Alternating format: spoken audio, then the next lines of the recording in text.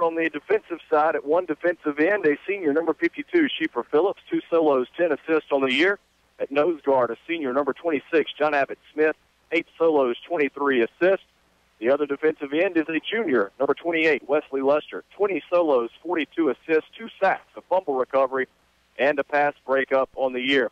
At outside linebacker, a junior, number 14, Josh Hill, 12 solos, 23 assists, and a sack, also 2 pass deflections for Hill.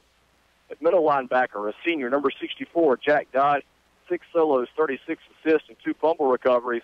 The other outside linebacker is a junior, number 3, Stephon Smith, 8 solos, 36 assists, 2 interceptions, a fumble recovery, and 2 pass deflections for Smith. At the laser position will be a sophomore, number 25, Woods Toller, 5 solos, 27 assists, a sack, and 1 pass deflection on the season. At the Rocket, a junior, number 80, Eli Lipsy, 12 solos, 18 assists, and 2 pass breakups. At one cornerback will be a junior, number 4, Randy Kimball, 6 solos, 10 assists, 1 interception, and 2 pass deflections.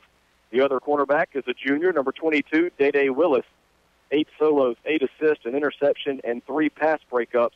And the free safety for the Cardinals is a senior, number 11, William Barrier, 10 solos, 21 assists, 1 interception, and 3 pass deflections. On the offensive line, up front at left tackle, a senior, number 58, Tyler Horner. At left guard, a senior, number 50, Cade Policini. At center, a junior, number 57, Logan White. At right guard, a senior, number 52, Sheeper Phillips. At right tackle, a senior, number 55, Watson Brewer. The starting tight end for the Cardinals is a junior, number 3, Stephon Smith. Smith with 7 receptions for 95 yards on the year. The 2 starting wideouts, a junior, number 4, Randy Kimball, 11 catches, 81 yards, and 2 touchdowns. And a senior, number 2, T.K. Bolden, 38 receptions, 997 yards, 9 touchdowns. He's already eclipsed his season total last year in all 3 of those, receptions, yards, and touchdowns. Bolden also with a rushing touchdown on the season. In the backfield at fullback will be a junior, number 28, Wesley Lester, 52 carries, 338 yards, and 8 touchdowns. He also has 2 receptions for 23 yards. And the tailback, starting tailback, is senior, number 10, Sebastian Harris, 134 carries, 1,552 yards, and 22 touchdowns. Harris is averaging 11.6 yards per carry. He also has 2 receptions for 8 yards. And the starting quarterback for the IA Cardinals is the junior, number 15, Will Davis, who is 62 of 102 on the year, 1,219 yards, 11 touchdowns to only 4 interceptions. And Davis also with 30 carries for 194 yards and a touchdown. That is your starting lineup for the IA Cardinals, who are looking to pick up win number 9 on the year and win number 23 in a row. Very interesting. I tell you, it's not many a group that has that kind of a win percentage there. I did get a request from one of our fans out there in Colonel Nation to call out that Sookie's number again. I forget, probably got all the Colonel fans making the trek up here tonight up Highway 448. That number on that first touchdown is 601-941-3922. Watson, earlier you and I were watching, and I was, I think last night I called it kind of late there, but Indianola not Indianola, East Mississippi Community College and Northwest played. Northwest has a 15-game home win streak, so just kind of compare that where Indianola and 15 games is pretty darn stout. But Indianola Academy working that 23-game win streak that you said there. Now that's overall. That's not at home only. That's everywhere. And so I mean that's pretty stout, and that's a really awesome. That's probably a feat that will not be matched for a long, long time again. Absolutely. The captains for tonight are meeting at midfield. Your captains for the Cardinals are seniors Cade Policini, Sheeper Phillips, Jack Dodd, and Watson Brewer. Colonels are dressed in their road white tops with royal blue letters, royal blue numbers, the royal blue pants, and the royal blue helmet with the white IA logo on the side. The homestanding Bio Academy Colts dressed in their alternate pink jersey tops tonight with black letters and numbers trimmed in white, black pants, black helmet with the royal blue horseshoe on the side. And we noticed as soon as we pulled in the parking lot, there were pink shirts everywhere, pink balloons everywhere. Of course, we're used to seeing that with the players on the field, the pink tape, the cheerleaders with the pink pom-poms, but it is all pink everywhere you look here tonight at Bio Academy. Yeah, pretty neat, fitting little thing there. super nice tribute that they're doing here in Cleveland, Mississippi. And what was the name of the press box that we're in now? Do you remember the name of it? No. That was a wild last name there, and I wish I could remember. We were talking about it coming up here, and pretty honored. And we've been up here before. It's a little cool breeze up here tonight. Feels great. The atmosphere is wonderful here tonight. Indianola Academy crowd steadily piling in here, and they got the visitor side bleachers already filled up. Plus, have a nice tunnel line to run through there. You know, when I looked up here earlier, I thought I thought Phil Alford had set up our tunnel as Bio Academy has a Colts tunnel to run through as well. So pretty neat here. Very nice atmosphere. Their facilities are top notch. Wow, they got that in the west end zone. The building done down there too. Looks like some kind of athletic facility. That's pretty sharp. The Colts in the middle there with the lights trimmed out on it. Real nice facilities here. Bio Academy has it going on here. It's real nice and upcoming place. Absolutely. The IA Colonels have won the coin toss. They have deferred their option to the second half. So we will see the Colts offense out here first. They're under a new head coach, Greg Wallace, in his first year. Came down from North Point Christian, formerly known as SBC. Brought along with him his son, Tyler Thweet, a senior quarterback, who has been charged with leading the Colts offense this year. And like we said, they've had success here and there, just haven't been able to put it together consistently. They come in 5-3 overall. We mentioned the 2-0 district record. They're tied along the top of the district standings with the Colonels. So this one, essentially, even though there is one game left for the district championship, and the Colonels gunning for that, they want their fifth in a row. They would love nothing more than to lock up home field advantage throughout the playoffs.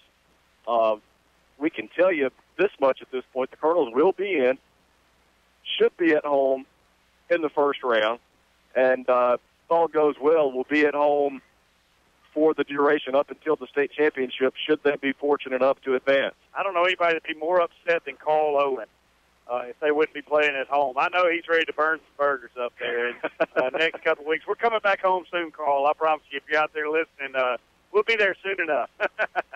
We talked about the Colonels and Colts sitting atop the district standings, both at 2-0. North Delta right behind at 2-1. They are 6-2 overall. And the Green Wave are hosting Marshall Academy tonight. Lee Academy, the Colonels' opponent next week, 3-4 overall, 0-2 in the district. They are at Kirk, and Kirk rounds out the district standings, 1-7 overall, 0-3 in the district. We'll remind you one more time, you can watch live video stream of tonight's action and follow Colonel football all season long online at youtube.com. Search Indianola Academy Sports Network. You can also find our live audio stream online as well, supertalk.fm/high school. Again, that's supertalk.fm/high school. Scroll down till you see the IA football helmet. Click the online stream option, and you can catch Colonel football anywhere you are.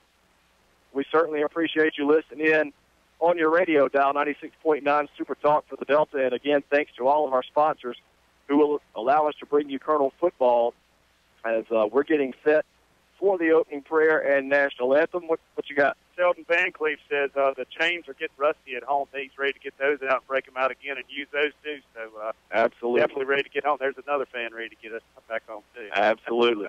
As we get set for the prayer and national anthem, we will send it back to the station, take a 2-minute break, and we'll be back with Colonel football on Super Talk for the Delta. Oh, Olivia, I scratched the hardwood floor with my truck. Oh, no, Cooper, what are we going to do? Call my pals at Robertson Floor Service. That's right, Cooper and Olivia. Your pap at Robertson Floor Service has been serving the Delta's flooring needs since 1992. Call us for an appointment today at 662-887-4477. Tell them, Olivia. Come to Pep Store. We can. We do. Your hardwood floor. And get a free coat.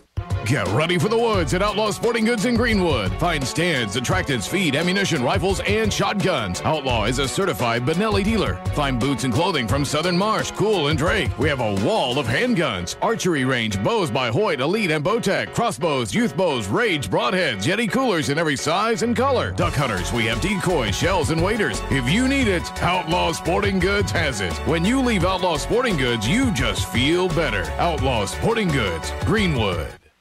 Proud supporters of Colonel Football, the Tackett family, owners of Heartland Catfish Company, farm 7,200 surface water acres of catfish and 15,000 acres of grain land. That makes us the largest single grower of farm-raised catfish in the U.S. Heartland is committed to supplying our customers with the highest quality farm-raised catfish products. Be sure and eat catfish raised in the Mississippi Delta by looking for the Heartland seal, smooth, clean fillet cuts that meet the highest standards, just like Indianola Academy and Colonel Football. Heartland Catfish, a proud sponsor of Colonel Football. Steve's Cleaners, your one-stop dry cleaners. We offer a variety of services from cleaning comforters to prom and wedding dresses. We are proud to have served Indianola for more than 43 years and have now added a location in Cleveland to better serve the Delta. Our friendly and professional staff are ready to serve your needs. We at Steve's Cleaners always cheer for the blue and white of the Indianola Academy Colonels. Go Big Blue! Steve's Cleaners with locations in Indianola and Cleveland. Local decisions made by local people. That's what you will get at Community Bank. You've been thinking about switching banks? Now is the time. Community Bank will handle all of your bank switching paperwork for you.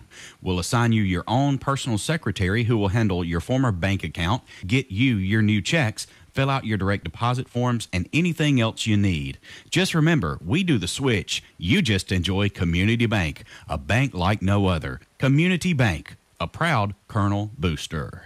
We all know that Indianola Electric works on electric motors, but did you know Indianola Electric works on irrigation well motors? Call Chris today to talk about any type of electrical work on your irrigation system. When you need work on your in-gun pivot motor, electrical motors, and generators, there's one place to call, Indianola Electric at 887-3292. Our fully trained professionals are ready to serve you, so call today. With over 34 years serving this area, we want you to be our next satisfied customer. Call Indianola Electric today, 887-3292, Highway 49 North in Indianola.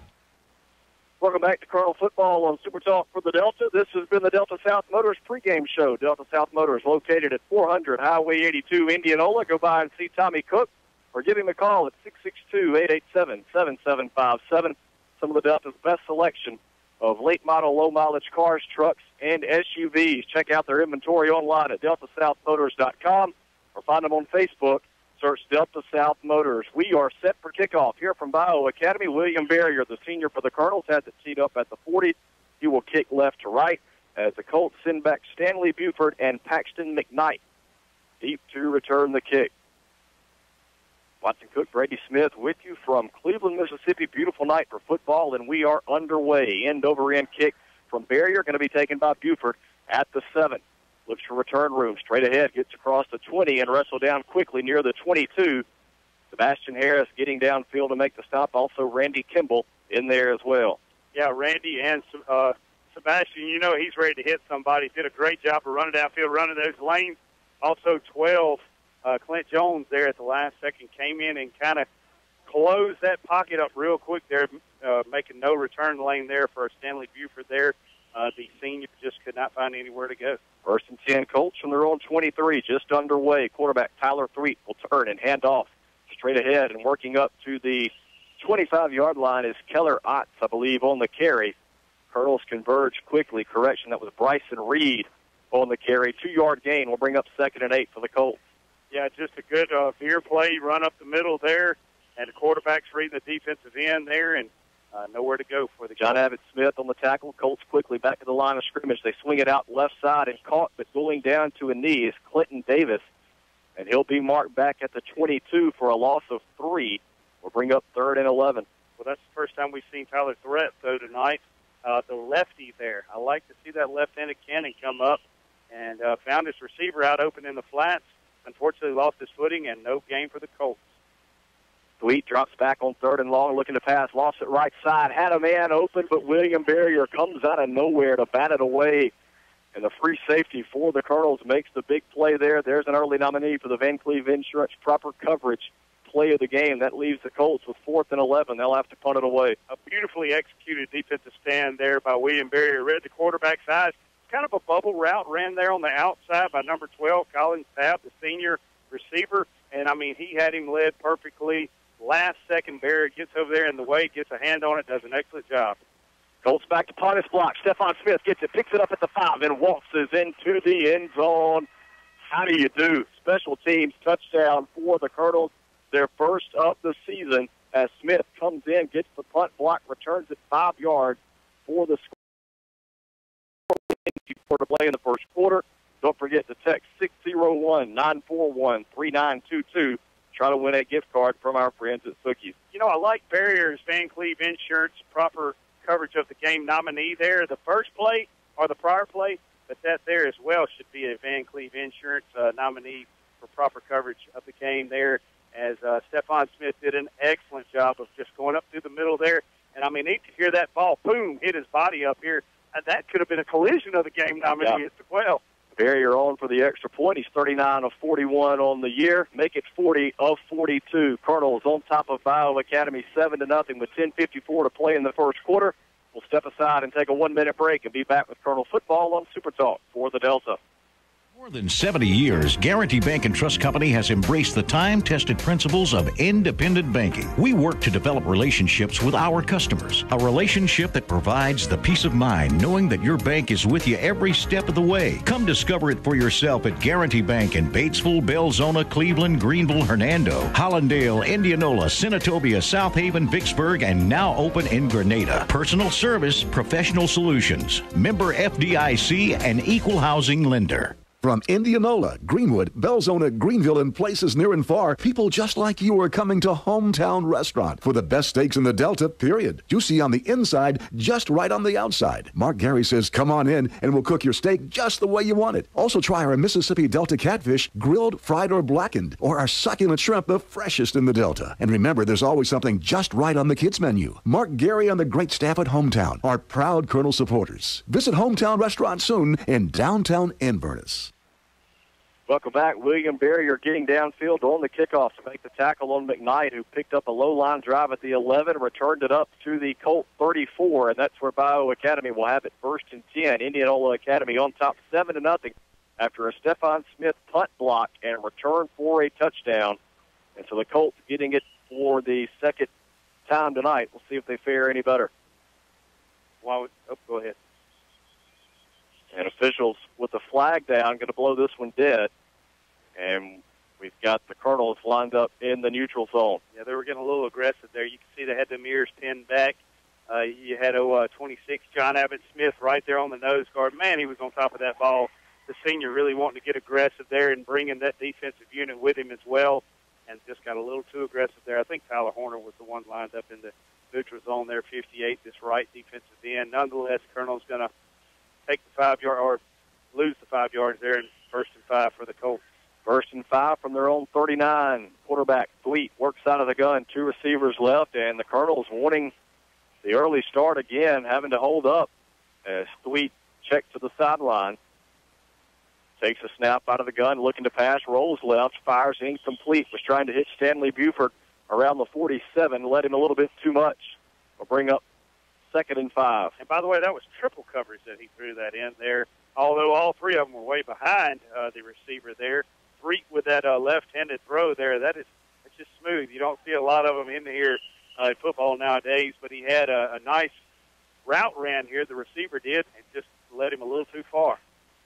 2nd and 5, Colts from their own 39. Thweet in the gun again. Sets up, looks to pass, now going to tuck it and run. Smart move, spin at the 45. He'll pick up the first down up to the Colts 49. A 10-yard gain for Tyler Thweet. Moves the chains for Bio. Yeah, tackle there by Jack Dodd, the jackhammer, getting down there, making some nice contact. It would have made a little nicer contact, but Thweet hit the triangle button there and did a little spin move at the last second, eluded several would-be Colonel tacklers, and got as much extra yardage for that first down. 1st and 10, Colts from their own 49 as the Colonels lead 7-0 here early in the first. Thweet fires complete in Colonel territory to the 40, 35, 30, and finally taken out of bounds is Collins Tabb. And they will mark it at the Colonel 29. 22-yard gain, 1st and 10, Colts. And I tell you get kind of frustrated there. Thweet was just scrambling, looking like he was running for his life. Next thing you know, kind of throws a little shovel pass forward there, able to find his receiver, Collins Tabb, open just in front of number 4, Kimball, for the Colonels, and first down. 1st and 10, they put it at the 28. Quick pass right side, too hot to handle as Buford, the intended receiver, with outstretched hands, couldn't haul it in. 2nd and 10 for the Colts coming up from the Colonel 28. I do like the Colts offense here. Boy, they got a high-paced offense here. they really keep those balls out there trying to get as many plays on the offensive side of the ball as possible that they can get in. 2nd and 10 from the I-28. Ball is on the far hash. Colts working right to left. Sweet takes the snap, looking to pass. Steps up in the pocket, and it is picked off at the 15-yard line. Eli Lipsy. And a late flag comes in. I beg your pardon, that's not Lipsy. That's Woods Toller. The sophomore Toller with the pick. And Stephon Smith, Stanley Buford got tied up late. I didn't see what happened. I heard a lot of oohs and ahs, and then the flag came in. Yeah, I couldn't tell what occurred either. As Three was standing in the pocket, sitting there comfortably relaxed, Jack Dodd gave a nice initial penetration. The up back that was blocking there took Dodd. He had to pick between Josh Hill and Dodd. He took Dodd, who was the first man through. Right off his hip pocket was Josh Hill, the outside linebacker, coming in there to apply pressure. Took Three down with authority there, and that was a tough, nice hit there. Maybe the quarterback throw a little high there. Woods Toller took that ball and that gift and graciously took it and intercepted it there, and Colonel's defense comes up big once again. So now Bio Academy won't say timeout. Toller returned the pick to the 18. Now they'll step off the penalty. Colonel's going to be set up with great field position here for their first offensive series of the night, already on top, 7-0.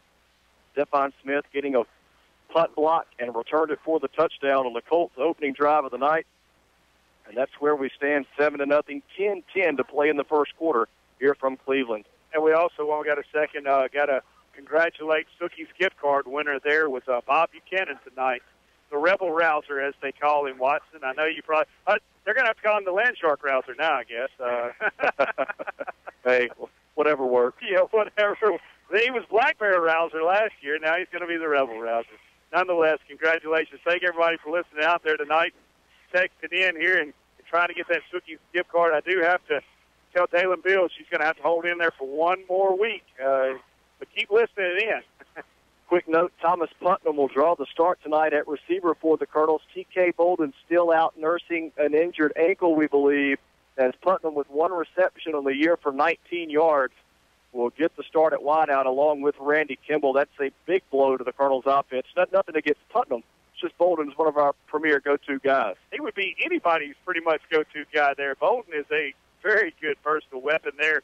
You know, last week against Winona Christian, score on the first play of the game, 72, 73, 78-yard throw. Will Davis kind of underthrew him, had to come back and work, took his athleticism, and like you say, jumped out of the gym, man, on it and just got it up and made a nice catch. It was probably about a 35-yard pass, and then TK just took care of the rest on foot there and made a nice run and catch effort there. Him and Davis really been on the same page a lot this year, and yeah, you're definitely going to miss him tonight, but we definitely wish him all the best in getting well. 1st and 10, Colonels from their own 34 after the dead ball personal foul. Davis will go under center. He'll pitch it to Harris right side, slips through one defender and works his way up to the 43-yard line before he's taken off his feet. 9-yard gain will leave the Colonels with 2nd and 1.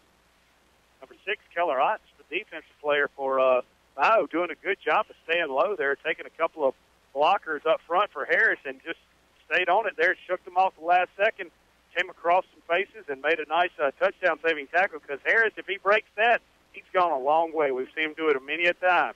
Absolutely. 9:35 to play in the first quarter. Colonels on top, 7-0. 2nd and 1 from their own 43. Davis under center with Putnam and Kimball stacked to the left. Harris comes in motion right side. Handoff goes straight ahead to Lester. He's got the Greenville Motorsports first down, fighting for extra yardage. 7 pink shirts converge on Lester to finally bring him down. And they will mark it at the 49. A 6-yard carry for Lester will move the chains for the Colonels. It's kind of an odd play there. It's a timing pattern there. It's a timing play. Wesley gets right behind number 50, Cade Palestini, the pulling guard there, and just rode right off his hip pocket there, stayed right behind him, actually pushed him into, a guy, a would-be tackler, made him block that guy and got upfield. Main thing we did, though, we moved the chains, and that's what you like to see Coach Nestor do. 1st and 10 from their own 49. Davis under center. Putnam shifts in motion. They pitch it left side to Harris. Has a block in a hole. Gets by a man at the 42 inside the Colt 40 down to the 37-yard line. A 14-yard rumble for Harris. Another Greenville Motorsports first down.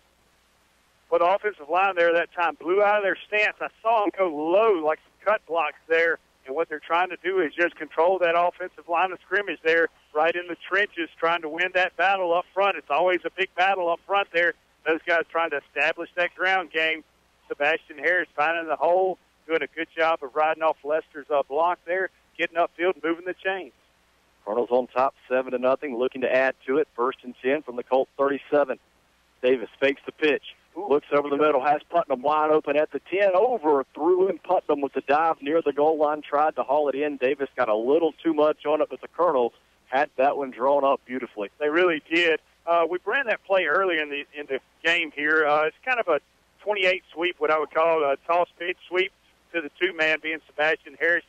This time they faked the pitch, and Putnam was in motion as the cracking block here on the wide receiver side. Instead of cracking block there, he ran a little seam route there upfield, and he was wide open, just could not connect. 2nd and 10 from the 37. Harris comes in motion near side. They hand it off to Harris, and it's hit hard at the 28-yard line and dropped there, a 9-yard gain. Well, that's some of the hardest contact Harris has taken all year. Stanley Buford coming up to deliver the blow. It really is, and these young men are really doing good. Staying low there, and then, upfield, you would think, hey, they're going to try to stay low and try to take your legs out from under. These young D-backs are hitting high here on these guys and trying to take on Sebastian Harris and Wesley Lester, his lead blocker there, and they're doing a pretty good job right now. They got the Colonels in 3rd and 1 position here. They come up with one big stand here. We might have to see a field goal unit come back out again. 3rd and 1 from the Bio 28. Ball is on the right hash. Davis under center with Lester and Harris in the backfield. Davis will turn, hand off to Lester. Tries to wait for a block, picks his way ahead. He'll have enough for the first down as he gets to the 26, a 2-yard gain, only needed 1. It'll be a Greenville Motorsports first down. 52, Trey Williamson, the defensive end for Bayou Academy, did a pretty good initial job up front, staying low there and clogging up that hole. He was paired up with 52, Cade Policini, on our offensive line side of the ball, and Lester didn't have anywhere to go at first, kind of got caught up with the initial contact there of that. Finally was able to slip off Policini's hip pocket there and fall into the hole and get that much-needed first down. 1st and 10 from the Bio 26. Cardinals on top 7-0. Midway through the first quarter, Davis runs the option left side, pitches to Harris. And going to be close to another first down before he's taken out of bounds. A couple of Colts going over to make the stop. Led by John Maggio. We'll have to see where they mark it. And they will give him a first down. Give him 11 to the 15, 1st and 10 Colonels. As well as several Colt would-be tacklers, defenders. Thought Lester got the ball there on the dive. Davis wisely ran a nice option play there where he's reading the defensive end. Once he saw defensive end, bite down and take the dive. He pulled the ball there, pitched out, left-handed pitch, very smooth, got it to Harris, first down. 1st and 10 from the 15. Harris takes the handoff straight ahead, rumbles through some pink shirts to the 5. Goal line, touchdown, Colonels. Sebastian Harris, 15 yards for the score, and the Colonels extend the lead 13-0 with 6:51 to play in the first quarter. And Coach Nestor and company are finding a lot of success running off that left side of the ball here tonight. Here they're getting behind Policini and also 58 over there, Tyler Horner, and doing a great job of running off that back side. They ran there 4 plays in a row, got positive yardage each time. I'm sure Coach Bridges called up a play and said, hey, Nestor, let's run to the left again. We'll get positive yards. Keep it going. Barrier on for the extra point. Kick is up and good. Look out. Horseshoe on the field house. Boy, almost took out the lighting up there. It did. 14-0 Cardinals on top of Bio Academy. 6:51 to play in the first quarter.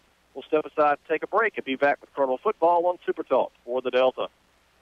Folks, Brady Smith with Sunflower Lumber and Home Center here to tell you about our company. Since the 1940s, Sunflower Lumber has been in the same location with the same mission we have today. That's customer service and satisfaction to the fullest. Our dedicated, knowledgeable staff is here to work for you, whether adding on to the hunting camp, updating your kitchen or bath, spring cleaning around your property, or replacing your roof. We're your first stop for all your project needs. Stop by today at 204 Highway 82 in Indianola or give us a call at 662-887-1511 and see what shopping local can do for you. That's Sunflower Lumber and Home Center. And go Colonels.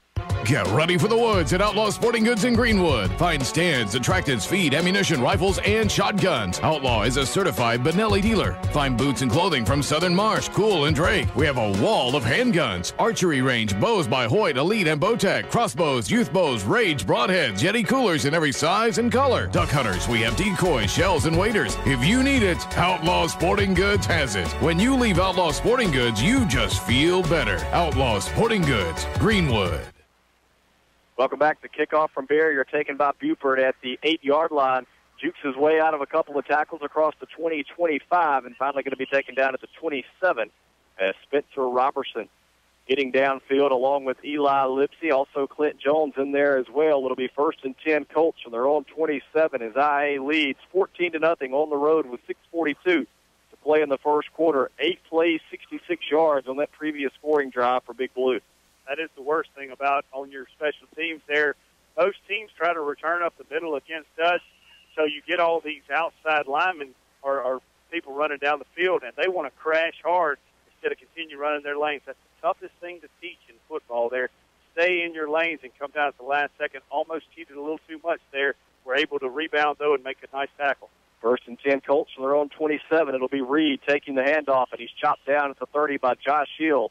3-yard pickup for the Colts. Actually give him 4 to the 31. We'll bring up 2nd and 6. Well, Bryson Reed, the junior running back there, hitting the 5-hole there pretty hard.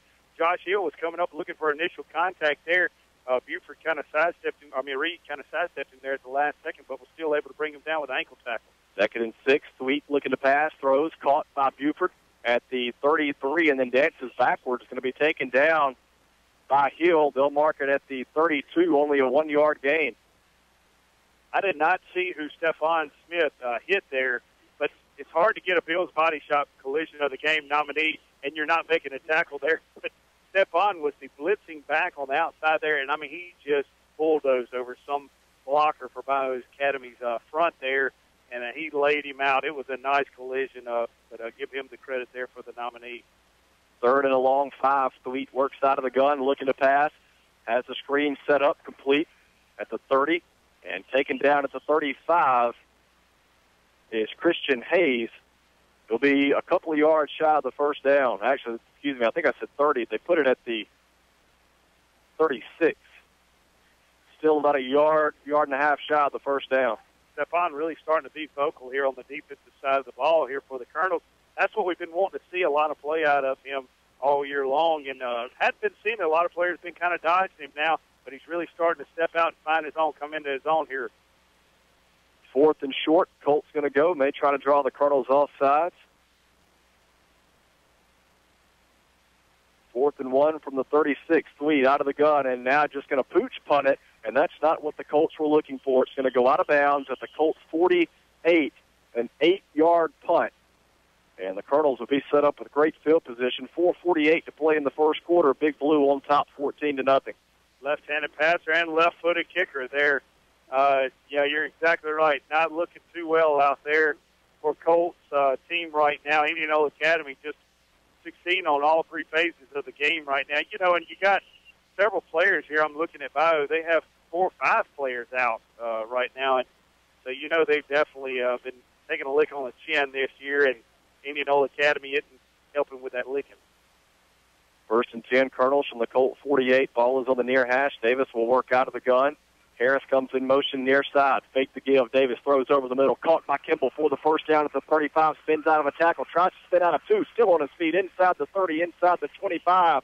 And finally taken down. Boy, credit Randy Kimball with 2nd, 3rd, 4th effort there. Works down to the 22, a 26-yard gain, and the Colonels move the chain. Well, the Bio would-be tackler never got more than just his hands on Randy's jersey and just was kind of spinning around. They were kind of doing the same song and dance play, spin after spin. Never really got a full body on him, and Randy's just not going to come down by hand tackles there. Credit Kimball, he is exactly right. He ran hard.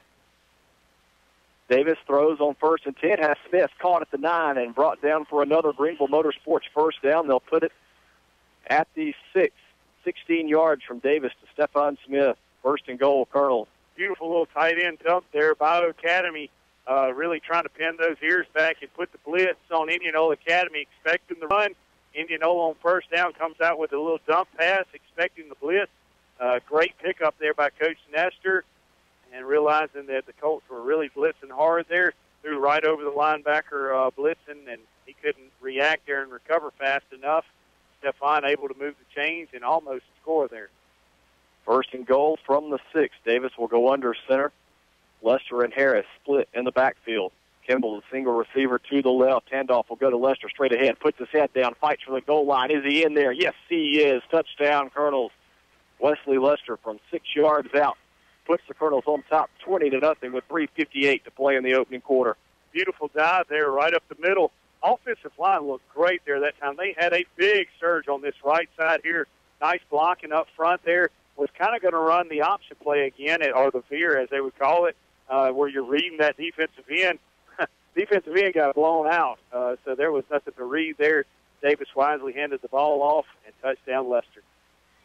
Barrier on for the extra point. Kick is up, and it is good. 21-0. Indianola Academy on top of Bio with 3:58 to play in the first quarter. We will step aside and take a break. I'll be back as you're listening to Colonel Football on Super Talk for the Delta.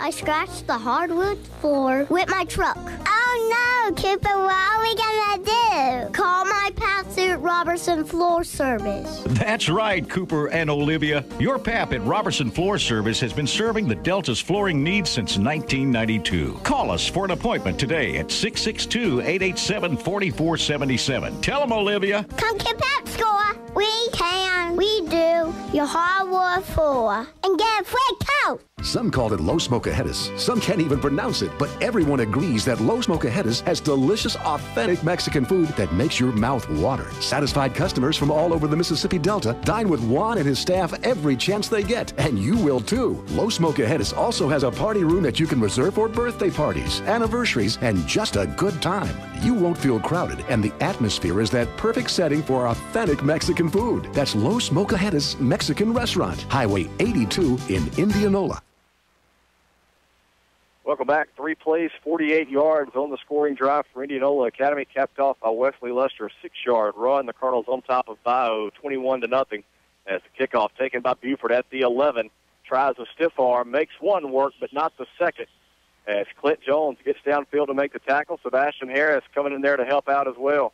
I got to say, I saw a little of nice battle here between Clay Taylor, number 21 for Bayou Academy, and number 40, Houston Dana for Indianola Academy on the defensive unit for the Colonels. Man, they were going down there. It didn't matter that the score is 21-0 already. They were getting after it. I like to see that. You could hear the licks up here being exchanged, and that's what you like to see, the intensity that this game brings between the Colts and the Colonels. This is a rivalry district game. 4 wide for Thweed on first down. Throws right side incomplete. There was heavy pressure. Josh Hill and Wesley Lester converging back on Thweed. He had to get it away quickly. Incomplete pass will bring up 2nd and 10 from the Colts 23. Yeah, Lester gets his hands in there on the blitz from his left defensive end position there. Got that big paw up there, so Thweed couldn't clearly see his passing lane there. And, you know, that does so much wonders there. And a good blitz there by the Colonels. John Landon Chisholm in at defensive end. A quick dump off right side, complete to Buford. To be taken out of bounds by Woods Toller, and a late flag is down. Stephon Smith over in the area as well. And a second flag comes in well after the play was over. We'll check with the men in stripes. I really hate that Stephon is going to get a flag called on one there. I really thought that was good sportsmanship, what Stephon did there. I don't know if you were watching it, but he kind of knew that, hey, he could have really gone in there and cleaned house, but he instead just kind of turned his shoulders at the last second and went ahead of him to say, hey, you're not going to go up, you're not going to advance it upfield any further. You're going to have to run through me to get there, but I'm going to let you know I'm here. He just kind of grazed him on the front, and I believe he's going to get called for kind of bull rushing in there at the last second. Officials talking things over. If I'm not mistaken, there are 2 separate penalty flags. One came down at the moment you were talking about when they converged on the sideline. Another came a good 6-7 seconds later. I'm sure that's going to be frustration coming out. Yeah. We'll wait while the officials talk things over. 3:38 to play in the first quarter. Colonels on top of Bio Academy 21-0. Stephon Smith punt block and return for a touchdown. Sebastian Harris, 15-yard touchdown run, and a Wesley Lester 6-yard touchdown run has been the scoring thus far for Indianola Academy. As we get the call from the official, we're going to have an offensive face mask against the Colts. And they're now talking to the Colonel captains to see what IA wants to do. Wow. When it rains, it pours, and right now it's pouring in Cleveland on the Colts. So 2 flags, face mask against the Colts, unsportsmanlike against the Colonels. I knew there had to be something on Indianola Academy. Yeah. So they mark off the 5-yard face mask, now stepping off the unsportsmanlike, and that will result in a Bio Academy first down, and they will mark it up to the Colt 38. I don't know if you can read these shirts now. Survivor, Cure, Fight, Awareness. Pretty neat here. Prevention. I like those personalized names on the backside of the Colts jersey. Courageousness. That's pretty sharp there. Very fitting. Absolutely. 1st and 10 Colts from their own 38. Ball is on the right hash. 2 receivers left, 2 to the right. Buford now comes in motion near side. Sweet swings it to Buford. It's caught, and he has the first down and more in Colonel territory. Stiff arm on Toller. Those 2 swatting mosquitoes, and there was a big collision at the end of it. They had enough swatting, finally decided to butt heads. But, boy, what a run by Stanley Buford. He gets inside the Colonel 30 to the 27. Well, Buford and Woods Toller are kind of one of those cat fights that you see where they're just kind of slapping hands, like you said. About that time, 26, John Abbott Smith from his nose guard position comes out and cleans house. Nice lick there. I'm going to give him a Bill's Body Shop Collision nominee. 1st and 10 Colts from the Colonel 27. Sweet takes the snap. Quick pass left side. Caught by Clinton Davis. And works down to the 20 before he's taken off his feet. James Roberts on the tackle. Yeah, I was about to say 72. James Roberts is in there playing a little defensive end for the Colonels. Doing an excellent job getting out in the flats there, not allowing Bio to move that ball upfield there and see extra yardage. And officials stopped play. Not sure the reason there. Buford may have been shaken up a little bit. My understanding, if you have to stop play for an injury, you've got to come out. Yeah, it is kind of messed up. Got 66, John Landon Chisholm checking in there on this other defensive end position. Now, gosh, you got to love that Indianola Academy. That was the question at the beginning of the year. Do we have the depth that we had last year? Right now, the Colonels are finding the answer, and the answer is yes. Absolutely. 2nd and 3 for the Colts from the Colonel 20. Thweet with a pump fake. Now dancing around back to the 30, and he's just going to throw it away.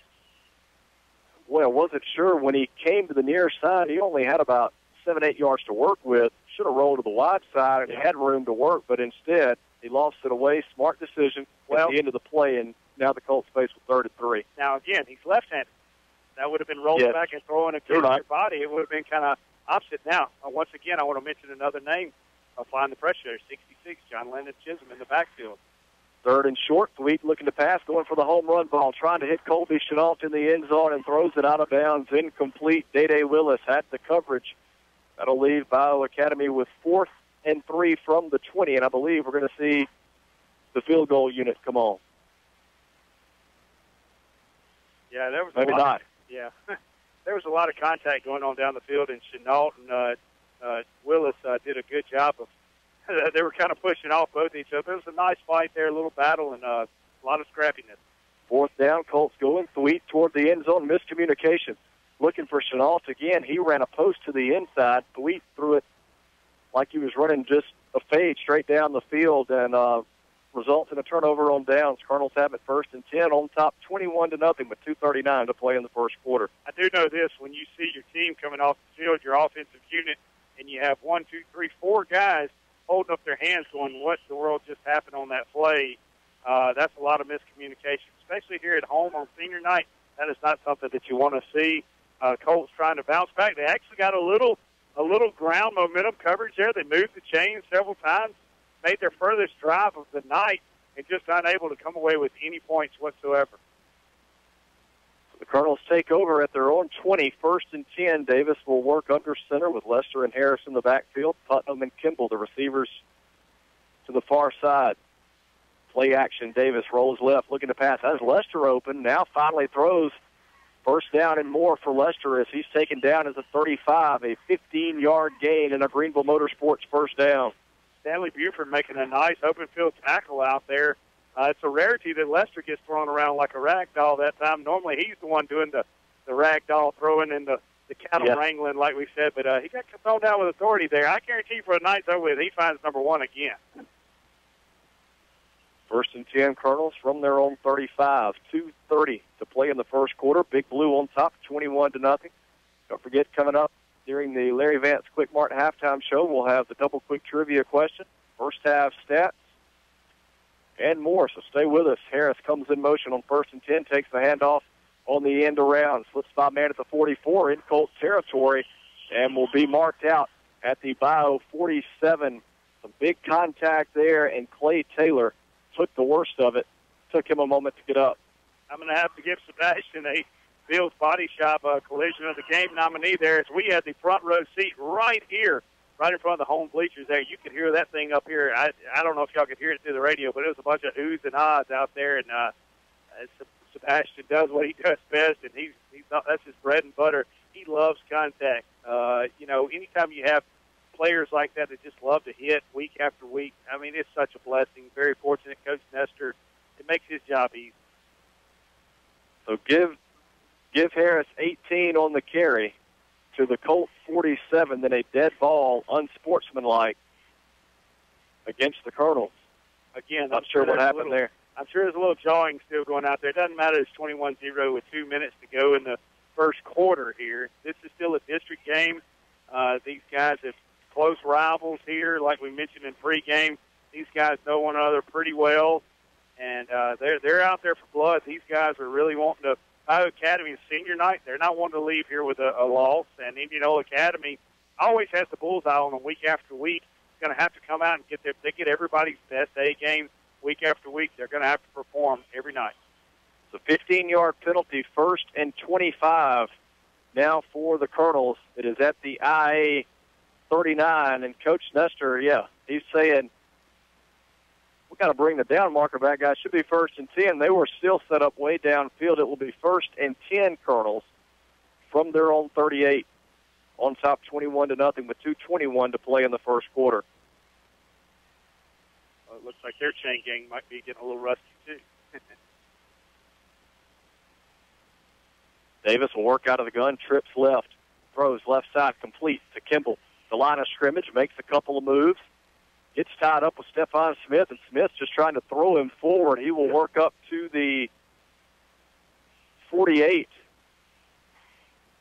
Going to be about a foot short of the first down, it appears. It looked like they were both trying to wrestle from the ball from one another. It was kind of weird there, but at the end, that's exactly what Stephon was doing, just trying to get that momentum to move that pile forward and let Campbell get closer and closer to getting that first down, because that's the ultimate first goal that you want to do. You got to be able to move the chains and execute if you're going to get to that end zone. Second and short for the Colonels. A little different pre-snap look here for IA. Davis will work out of the gun. The Colonels lined up single file all 11. We saw that in the state championship last year, if I'm not mistaken, and Davis calls his own number on second and short, has the Greenville Motorsports first down to the Bio 41, an 11-yard gain. That was that brought back a very good memory there, because we saw that about late in the third quarter. They started lining up like that. The ball game was pretty much in hand by the end. Playing Adams Academy last year, or Adams Christian in the state championship game last year down at Jackson Academy. So that was pretty neat there, very reminiscent. That's the Colonels showing right there, hey, we're fixing to win this thing, and we're fixing to put this thing at the house and put this game out of play. First and 10 from the Colt 41. Davis under center. He'll turn handoff to Harris, straight ahead. Spins out of initial contact. Can't fight through the second defender. That is Clay Taylor, who wraps him up, brings him down at the 34. A 7-yard gain will bring up second and 3. Once again, Sebastian Harris just running hard off the left side. Doesn't go down with initial contact there. Just a dive right about in the 5-hole there. Makes a nice run there, shedding off several would-be tacklers and able to advance that ball closer to the first down. Looks like, well, getting closer to Halloween, the freaks are breaking out over here. You know? Yeah. I see a Batman. I see a Spider-Man. I see a Wonder Woman. Wonder Woman, that's right. How about that? 1:05 and counting to play in the first quarter. Colonel's on top, 21-0. Looking at 2nd and 3 from the Colt 34. Davis, side of the gun. Harris comes in motion near side. He'll fake the give, looking to pass. Swings it out in the flat to Harris. It's complete. Works inside the 30 and going to be taken down by Keller Otts. They'll mark it at the 27, 7-yard gain. Greenville Motorsports first down. Otts in this defensive backfield are not scared to hit Sebastian Harris. They're going to learn the hard way. You can't hit him up top and hit him high and expect to win all the time. Harris is going to wear you down there and run over you. He normally doesn't go down with first initial contact and runs hard there. And the main thing he did was move the chain so the Colonel's faithful first down again. 1st and 10 from the 27. Ball on the near hash. Lester goes in motion far side. Davis will fake the give again, looking over the middle, trying to hit Harris in the end zone, and it is incomplete. Stephon Smith was all alone, and Davis couldn't find him. They were trying to get Harris the touchdown reception. They said, hey, he's run it in 23 times this year. Let's see if we can get him one through the air. Davis put a little too much on it. I was about to ask you, has Harris, I know he scored ample times on the ground. I wonder if he's ever scored this year through the air. He has not. He has not. That's going to be a tough feat to do there. And now Harris will check out. Day Willis will be in the backfield for the Cardinals, along with Wesley Luster on 2nd and 10 from the 27. And Davis going to run the option left side. Keeps it for himself. He's got the Greenville Motorsports first down. 15-10-5, turns on the burners on the sideline, and they're going to mark him out at the 1. Wow, what a run for the quarterback, Davis. 26-yard quarterback keeper. 1st and goal, Colonels from the 1. Looks more like the 2-foot line. I don't know who that lady was looking at down there. Hey, we got Jordan Black here tonight in the house. I figured she'd be at Washington Pillow tonight. They've got a nice district rivalry game. I think that was going to be the game of the week. Yeah. Hey, it's hard to keep away from the Cardinals. That's right. 1st and goal from the 1. Davis under center. Quick drop. Looking for Smith. Caught. Touchdown, Colonel. Stephon Smith hauls it in. His first touchdown reception of the year, and the Colonels extend the lead 27-0 with 7 seconds to play in the first quarter. Well, as a former tight end, that's your second favorite route. There's not many to run there. The dumps one and tight end out is next. When you're sitting there, stayed up in blocking the last second, you shuck that guy off. He's out in the flats there. You're normally standing 9 times out of 10 wide open because that linebacker sitting there watching inside, watching what the quarterback's doing, forgets to cover his guy. Touchdown, Smith. Barrier on for the extra point. Kick is good. 28-0. Cardinals in front with 7 seconds to play in the first quarter here from Cleveland. We'll keep it here. During the break, that drive for the Cardinals, 9 plays, 80 yards. Will Davis, Stephon Smith. That's the second touchdown of the night for Smith. Had a punt block that he returned for a touchdown on the opening Colt drive of the night. So the junior Smith having himself a heck of a game. Yeah, he really is. You know, like I mentioned earlier, he is he's really turned it on all 3 phases. He's had the bullseye on his back week after week as he was the preseason player to watch in MAIS, and he's really kind of stepped it up, his play the past couple of weeks there. I'd heard that he got word that he better tighten up some grades, and maybe that made him appreciate playing a little bit more there. You know, while I got a second here, I definitely want to give a shout-out to Naomi Macomson. She is a chemistry teacher, and she's also a faithful listener for at least 5 years for Indianola Academy football. How about that? Barrier set to kick it away for the Colonels. Buford and McKnight back deep to return for the Colts. Colonels having their way here early on the road, up 28-0 over Bio Academy. Barrier with the line drive kick, going to be taken by McKnight. Actually goes through his hands. He'll go back into the end zone. That'll be a touchback. The Colts will start this drive 1st and 10 at their own 20. Nice left-footed boom there by William Barrier, pinning the Colts deep back in their own territory to start this 4th drive of the night, 5th drive for the Colts. That will be their 5th, yes. And first one was 3 and out. Not much success tonight on the Colts offensive side nor the defensive side of the ball. Actually, they've been hitting and playing pretty tough with authority on the defensive side of the ball. Just Colonels have too many weapons here. They're not able to keep us out of that end zone. 1st and 10 Colts with 4 seconds to go in the first quarter. Ball at the Bio 20. Sweet looking to pass now. Will step up in the pocket and run. Hello. Just got introduced to Stephon Smith. If he had not already tonight, they will mark him at the 22. A 2-yard gain, 2nd and 8, and that will bring the first quarter to a close. It's been all Colonels here in Cleveland. IA leads 28-0 as we get ready to jump to the second quarter. We'll take a 1-minute break. You're listening to Colonel Football on Super Talk for the Delta. I'm Greg Bills from Bills Body Shop in Rubel, Mississippi, and I want to fix your car. We've been in business for 40 years in the same location. We're a family-owned business and currently have 3 generations still working under the same roof. If you're ever in an accident, we can tow your vehicle, help you with your insurance claim, get you in a rental car, repair your vehicle, and deliver it back to you in usually under a week. We're located at 501 South Oak Street, Highway 49, Louisville, Mississippi. Give us a call today, 662-756-2745. You won't be disappointed. Pecans are only the beginning of what you'll find at Indianola Pecan House. Stop in for gift items from your favorite universities, great silver and gold jewelry from designers like Ronaldo, gourmet food items, cupcakes, caramel and pound cake, pecan pies, all made fresh daily. And they also create custom gift baskets for any occasion. Come in and sample their most recent flavors of pecans, crunchy praline popcorn and crunchy praline. Serving pecans around the world for over 30 years from 1013 Highway 82 East. Indianola Pecan House, home of the original praline pecan. Stuck in a state of falling behind, struggling to keep up with your kids, your finances, your insurance, your life? Then let State Farm agent Andy Daniels in Indianola help you simplify and get to a better state, because with Andy Daniels handling your auto, home, and life insurance, you'll have more time to handle everything else. More money, too, because adding State Farm policies can earn discounts that can add up to 40% and actually help you get ahead. Call State Farm agent Andy Daniels in Indianola today and get to a better state with State Farm. From Indianola, Greenwood, Belzona, Greenville, and places near and far, people just like you are coming to Hometown Restaurant for the best in the Delta, period. Juicy on the inside, just right on the outside. Mark Gary says, come on in and we'll cook your steak just the way you want it. Also try our Mississippi Delta catfish, grilled, fried, or blackened, or our succulent shrimp, the freshest in the Delta. And remember, there's always something just right on the kids' menu. Mark Gary and the great staff at Hometown are proud Colonel supporters. Visit Hometown Restaurant soon in downtown Inverness. Welcome back. Clint Jones nearly with an interception on 3rd down for the Colts. Incomplete pass instead.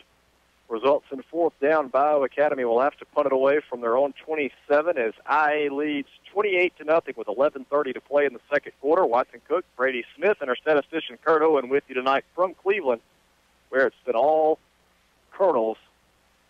As John Maggio gets set to punt it away, William Barrier back to return for the Colonels, stands at his own 44.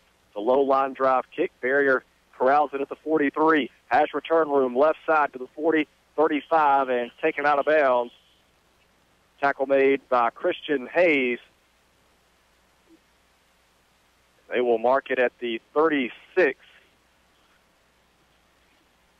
21-yard return for Barrier. While we got a second, Watson, I got to give a shout-out to my father-in-law out there listening in Colonel Nation tonight, unable to come to the game. It's probably been the first one he's missed in a while, laid up with a hurt back there. Hope he gets well and praying for him a speedy recovery. I know he has been, it's hard to keep him down, and if he's down, he's definitely hurt. 1st and 10, Colonels from the Bio 36. Harris takes the toss right side, gets by one defender, gets by two, tries running over a third, but is tripped up at the 25.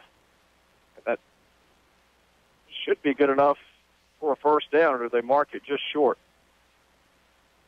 No, they're going to say 2nd and inches. Give him 9 on the carry. No, now they move the chains. So a Greenville Motorsports first down, give him 11. It's closer to the 25. There you go. Sounds better anyway. Add them stats, baby. Davis under center on 1st and 10 from the 25. I formation in the backfield. Putnam comes in motion near side. Handoff to Harris again, straight ahead. Makes a cut. And pretty good contact just inside the 20. They'll mark it at the 18, 7-yard run for Harris will bring up 2nd and 3. I've had several people commenting on this. With 1 minute to go in the first half, number 2 Clemson trailed Syracuse 17-14 at the Carrier Dome there. I don't care if you're number 1. I don't care if you're number 25. I don't care if you're winless. Just getting beat by Syracuse in football never sounds good. And LSU almost had to taste that a couple of weeks back. 2nd and 3, Colonels from the Colts 18. Putnam in motion to the far side. He'll take the handoff on the end around, gets a block to the 15-10, makes a cut at the 5, and Putnam is in the end zone. First touchdown of his career. Thomas Putnam with an 18-yard run.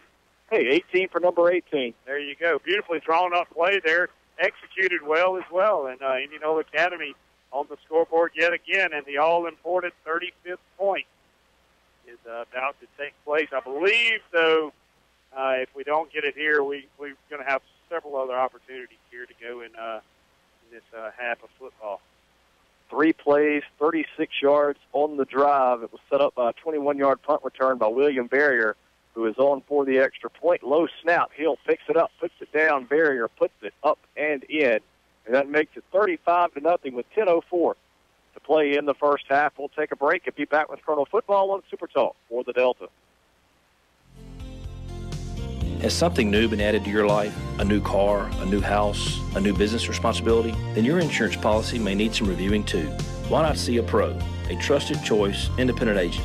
That's us, Van Cleve Insurance. There's no substitute for professional know-how when you need insurance for your home, car, or business. We can help you choose the policy that's best for you. That's Van Cleve Insurance, located on Highway 49 in Indianola since 1932. Hi folks, Brady Smith with Sunflower Lumber and Home Center here to tell you about our company. Since the 1940s, Sunflower Lumber has been in the same location with the same mission we have today. That's customer service and satisfaction to the fullest. Our dedicated, knowledgeable staff is here to work for you, whether adding on to the hunting camp, updating your kitchen or bath, spring cleaning around your property, or replacing your roof. We're your first stop for all your project needs. Stop by today at 204 Highway 82 in Indianola or give us a call at 662-887-1511 and see what shopping local can do for you. That's Sunflower Lumber and Home Center. And go Colonels. Expect more. Barrier's kick taken by McKnight at the 6-yard line and runs into 12 gauge around the 23. Great downfield tackle by Clint Jones. He's come on here the last few weeks. He really has. He's taken on that role of special teams. Loves it. Loves going down there and make contact. You know, he's not the biggest of guys, but he's got a real big heart there, and he loves to play and loves to execute and get after it and hit out there, and that's what you like to see these guys do. I saw somebody went airborne there, 21 James Steele. I saw a body flying in. But the thing about it, he got up and immediately got to the ball. That's the heart that I'm talking about. Sweet will hand off on 1st and 10 as they run it right side. A flag is down. Randy Kimball and John Abbott Smith combine on the tackle. 2 flags are down as that was Christian Hayes on the carry. I was wondering when they were going to throw that flag. Wesley was running backwards, and he couldn't move because the guy just had him hemmed up. He had his shirt almost off of him there, and there's a big hole there, and then I think we're going to get a late hit over here on the sideline. And so those should offset correct? Don't give me the line. My mama told me not to lie on the radio. Oh, on the radio. I like I've never said that, but anyway. We do have holding against the Colts, personal foul against the Colonels. They will offset, and they will take the ball back to the 23. I'm nominating you for Broadcast Man of the Year. That is mighty kind of you. Although you did get on to me about my wardrobe during that last break. Got to keep it light up here. So it remains 1st and 10 Colts. They're on 23, 9:48 to play in the second quarter. Biola Academy trailing the Colonels 35-0 as Sweet looking to pass on 1st and 10, complete to Buford. Wrestled up. Clint Jones had initial contact. Stephon Smith comes over to help out. They'll mark it at the 29. A 6-yard gain will bring up 2nd and 4. Well, good hustle there again on the defensive side of the ball for the Colonels getting after it there. There must be some speakers over there in the visitor side. I'm getting several texts over there tonight. Sweet throwing again. Buford dropped it. John Abbott Smith was coming in hot and heavy. Buford wisely put that thing on the ground. Well, I'm seeing several backup players getting in there with a little playing time. You still got John Abbott in there, though, at your nose guard, and Wesley in there at your defensive end. On one side there, Stephon Smith also in there as well, and the jackhammer, too. Still getting those guys plenty of playing time action here. 3rd and 4 from the 29. Thweet will work out of the gun. 2 receivers left, 2 to the right. With Reed in the backfield, 9:12 to go, second quarter. Colonel's on top, 35-0. Quick pass, complete, right side. Goodness. And taken out of bounds. That was Collins Tabb on the reception, taken out by Stephon Smith. They'll mark it at the 33, a 4-yard gain, and that's going to be very close to a first down. We may have to have a measurement. Watson, you wonder what a bench press will do, and working on push-ups and off-season workouts will do to you there. Stephon Smith showed it perfect right there, exactly what those hard push-ups and those and the bench works on right there, that upper body strength. Smith, whenever he laid that hand on Tabb there, I think he threw him out about 5 yards. Maybe he landed. He went airborne there, and a nice hard tackle with authority that Stephon Smith hit there. Some issues with the chains over on the far side. They do say 1st and 10 Colts. They put it at the bio 34. The 1st and 10 Colts. Ball is on the near hash. Thweet works out of the gun. 2 receivers left, 2 to the right. It's Reed in the backfield. Pump fake. Thweet. Miscommunication again. And once again, it's with Colby Chenault. Chenault stopped on the pump fake. Thweet threw deep, and nobody was home.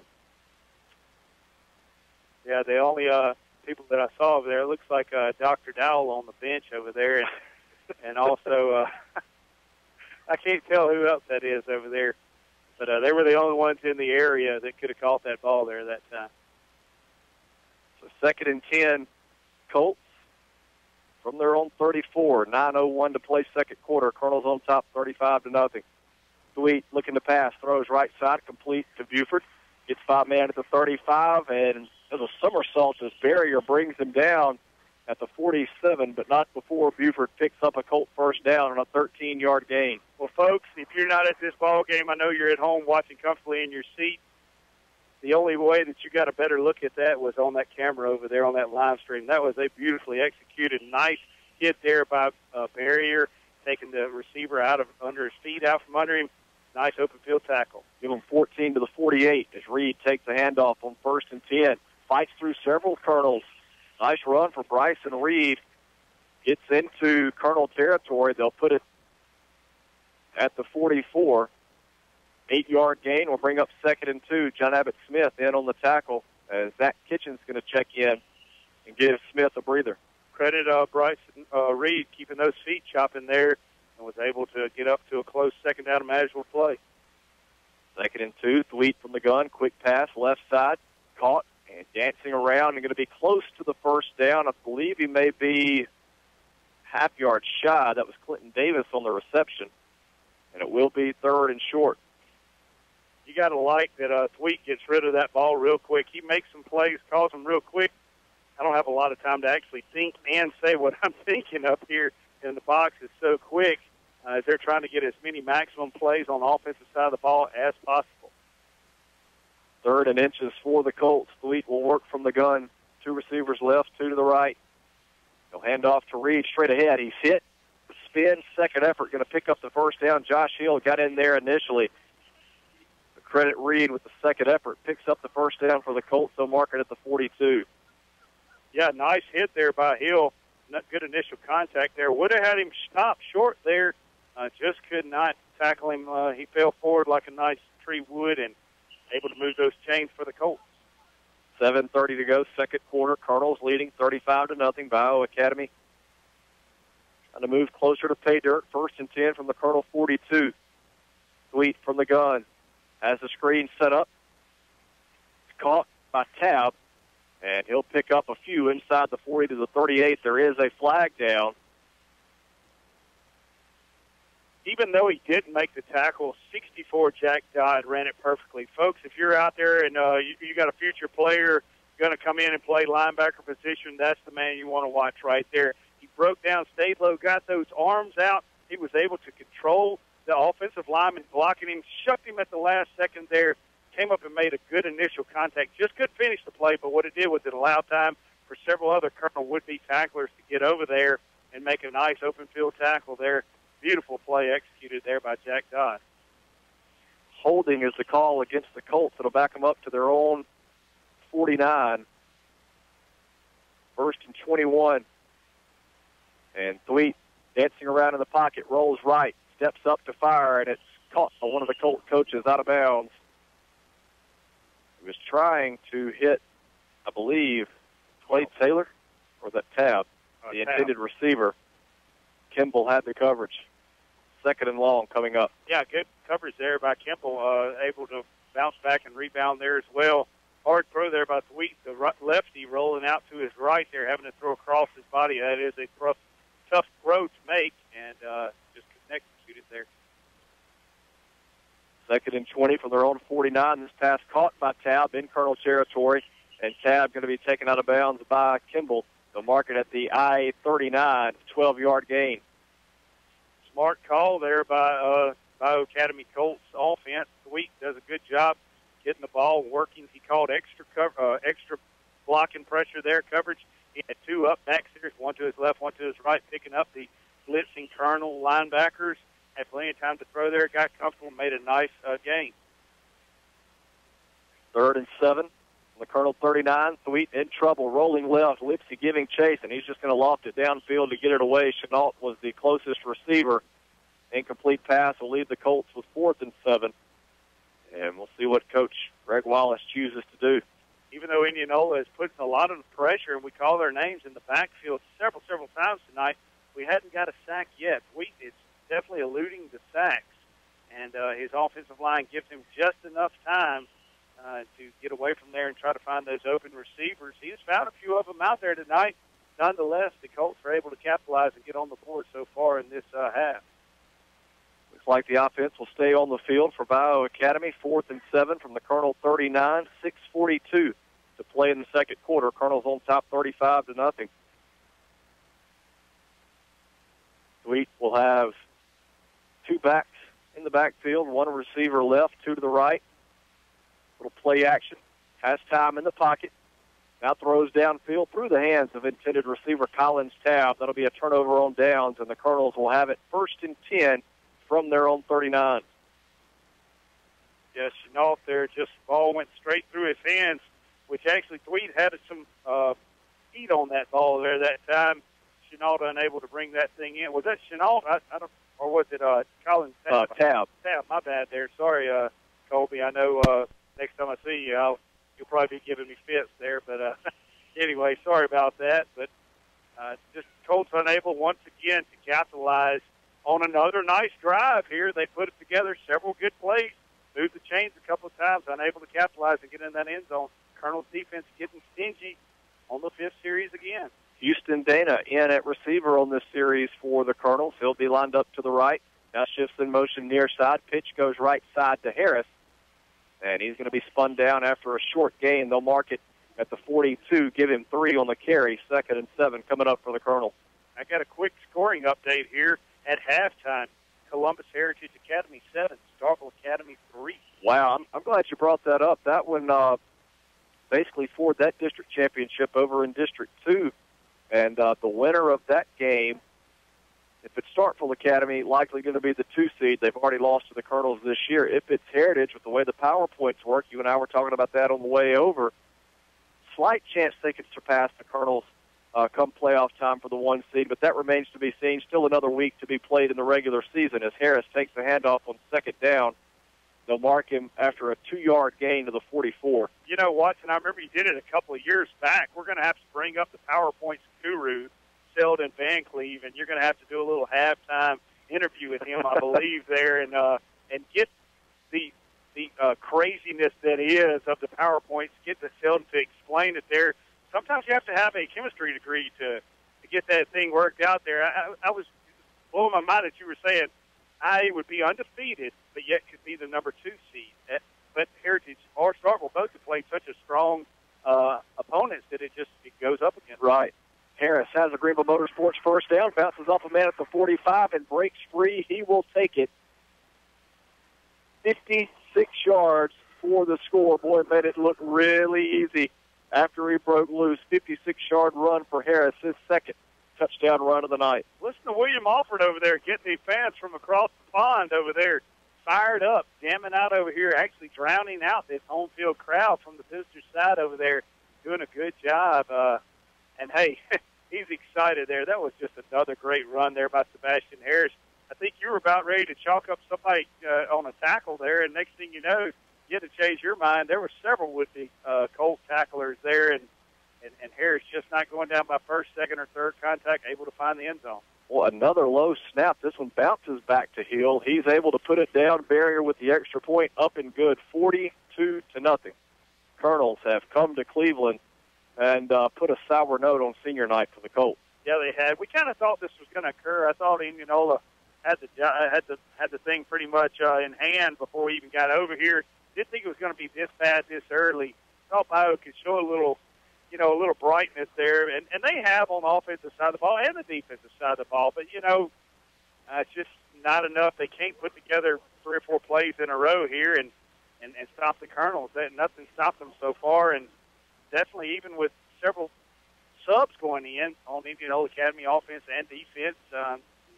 Bio still unable to get the answer there that they need to stop the Colonels. 3 plays, 61 yards on that drive for Indianola Academy. Sebastian Harris with his second score of the night, this one from 56 yards out. Colonels rolling on the road 42-0 with 5:02 to play in the second quarter as Barrier is set to kick it away. McKnight and Buford back to return. It's a high end-over-end kick going to be taken by McKnight at the 7. And McKnight slips through a defender, and he's loose midfield. And McKnight going to return this one, it appears, 93 yards. Wow, that'll get a little life into the home crowd. He broke through initial contact, and there was nobody left to bring down Paxton McKnight, and he takes it 93 yards for the score. And, it's crazy watching Indianola up on the scoreboard as big as they are, but this home crowd's still hanging around here. They came out to see a football game and get entertained tonight. They got the number 1 team in the state in town and down 42-0 in the not even halftime yet. But got a huge crowd still on hand here, and a nice roar from the home sidelines here. They get fired up about their hometown Colts running that kickoff back. Absolutely. Extra point all the way. And it is up and good for the Colts. And as Lance Dalton with the PAT makes it 42-7. Colonel still in control, 4:46 to play in the second quarter. We'll step aside and take a break and be back with Colonel football on Super Talk for the Delta.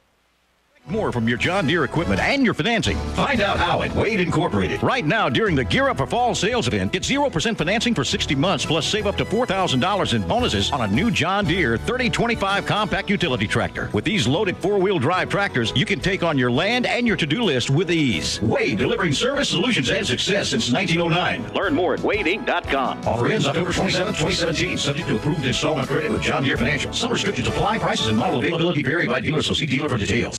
Get ready for the woods at Outlaw Sporting Goods in Greenwood. Find stands, attractants, feed, ammunition, rifles, and shotguns. Outlaw is a certified Benelli dealer. Find boots and clothing from Southern Marsh, Cool, and Drake. We have a wall of handguns, archery range, bows by Hoyt, Elite, and Bowtech, crossbows, youth bows, Rage, broadheads, Yeti coolers in every size and color. Duck hunters, we have decoys, shells, and waders. If you need it, Outlaw Sporting Goods has it. When you leave Outlaw Sporting Goods, you just feel better. Outlaw Sporting Goods, Greenwood.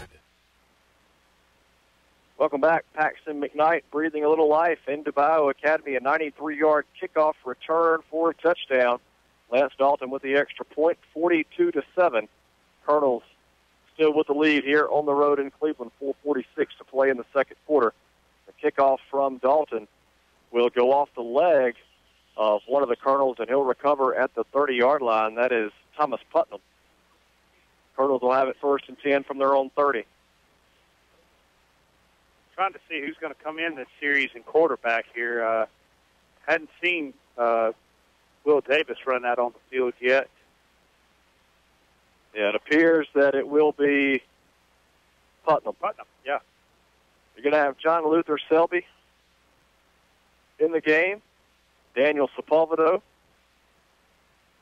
One of the ninth graders who has moved up, that is Grant Coleman, if I'm not mistaken, wearing number 32 for the Colonels. See who else. Walker Zapponi, Spencer Robertson, Zach Kitchens in the game as well. Putnam will be the quarterback. Putnam will turn handoff to Zapponi, picks his way straight ahead, and gains 2 to the 32. Will bring up 2nd and 8. And, you know, this has got to be frustrating for Bio Academy because they are a very good team. They're very talented here. Came in with some high hopes. The way you and I were looking at it, if they started the playoffs tonight, Bio Academy actually would be sitting, I think we figured out, the 7th seed. So they're a very strong team with a lot of a bright future and came in here, like I said, just with high hopes, you know, and Indianola Academy is just dashing those hopes and dreams awfully quick here, but they've done that to a bunch of teams this year. Sepulvedo and Robertson, the receivers to the right on 2nd and 8 for the Colonels from their own 32. Handoff goes to Zapponi. Tries to run it straight ahead. Another 2-yard gain to the 34. We'll bring up 3rd and 6 for the Colonels. We also got another good game cooking.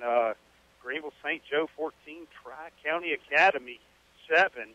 With 9 minutes to go in the second quarter. Tri-County been the stud of AA for so many years, welcoming St. Joe down to AA this year. And St. Joe, the way they've been playing, is very tough there, and going to be a tough team to reckon with. As we had them, our hands full, went into the locker room at halftime down against them. That's going to be a good team in AA. This could be a potential, actually, championship.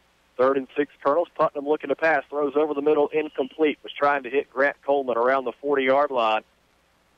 Incomplete pass will bring up 4th and 6, and the Colonels will send the punting unit onto the field.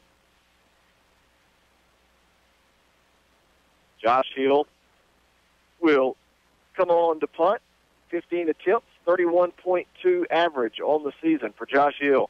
I was talking to our radio coordinator back at the station, David, during one of the breaks about Carroll having Winona tonight, and right now it's Winona 13, Carroll Academy 6.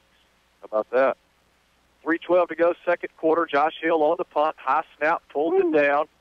The line drive kick going to hit at the 35, and will take a short Colonel roll and go out of bounds at the 34-yard line. 32 yards on the punt for Hill, and the Colts take over 1st and 10 at their own 34 with 3:02 to play the second quarter.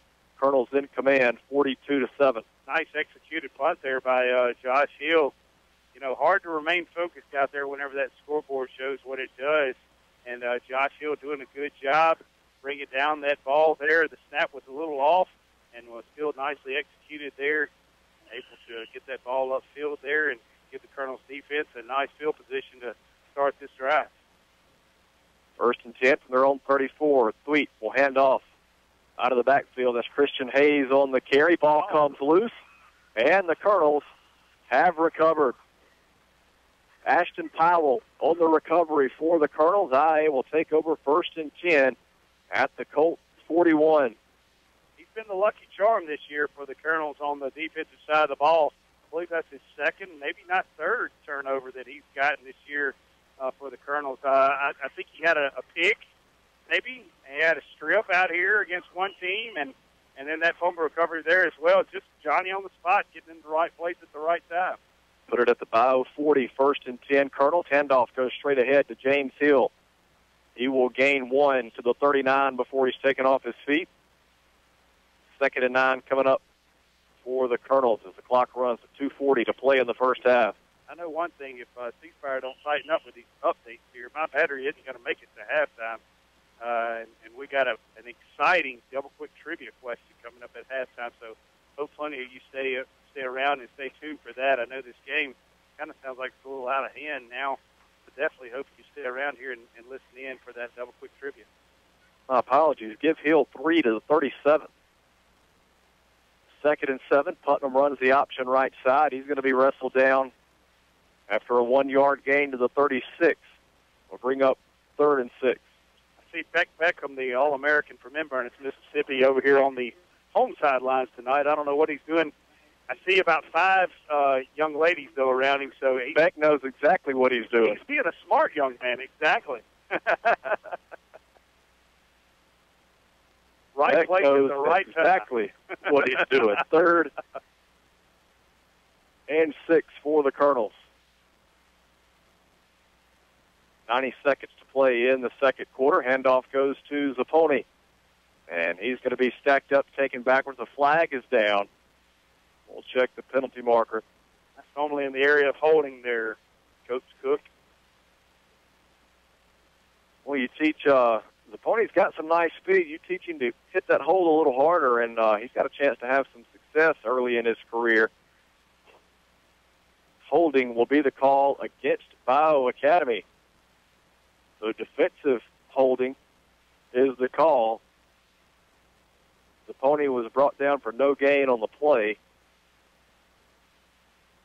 We'll mark off this penalty. Should result in a Colonel first down.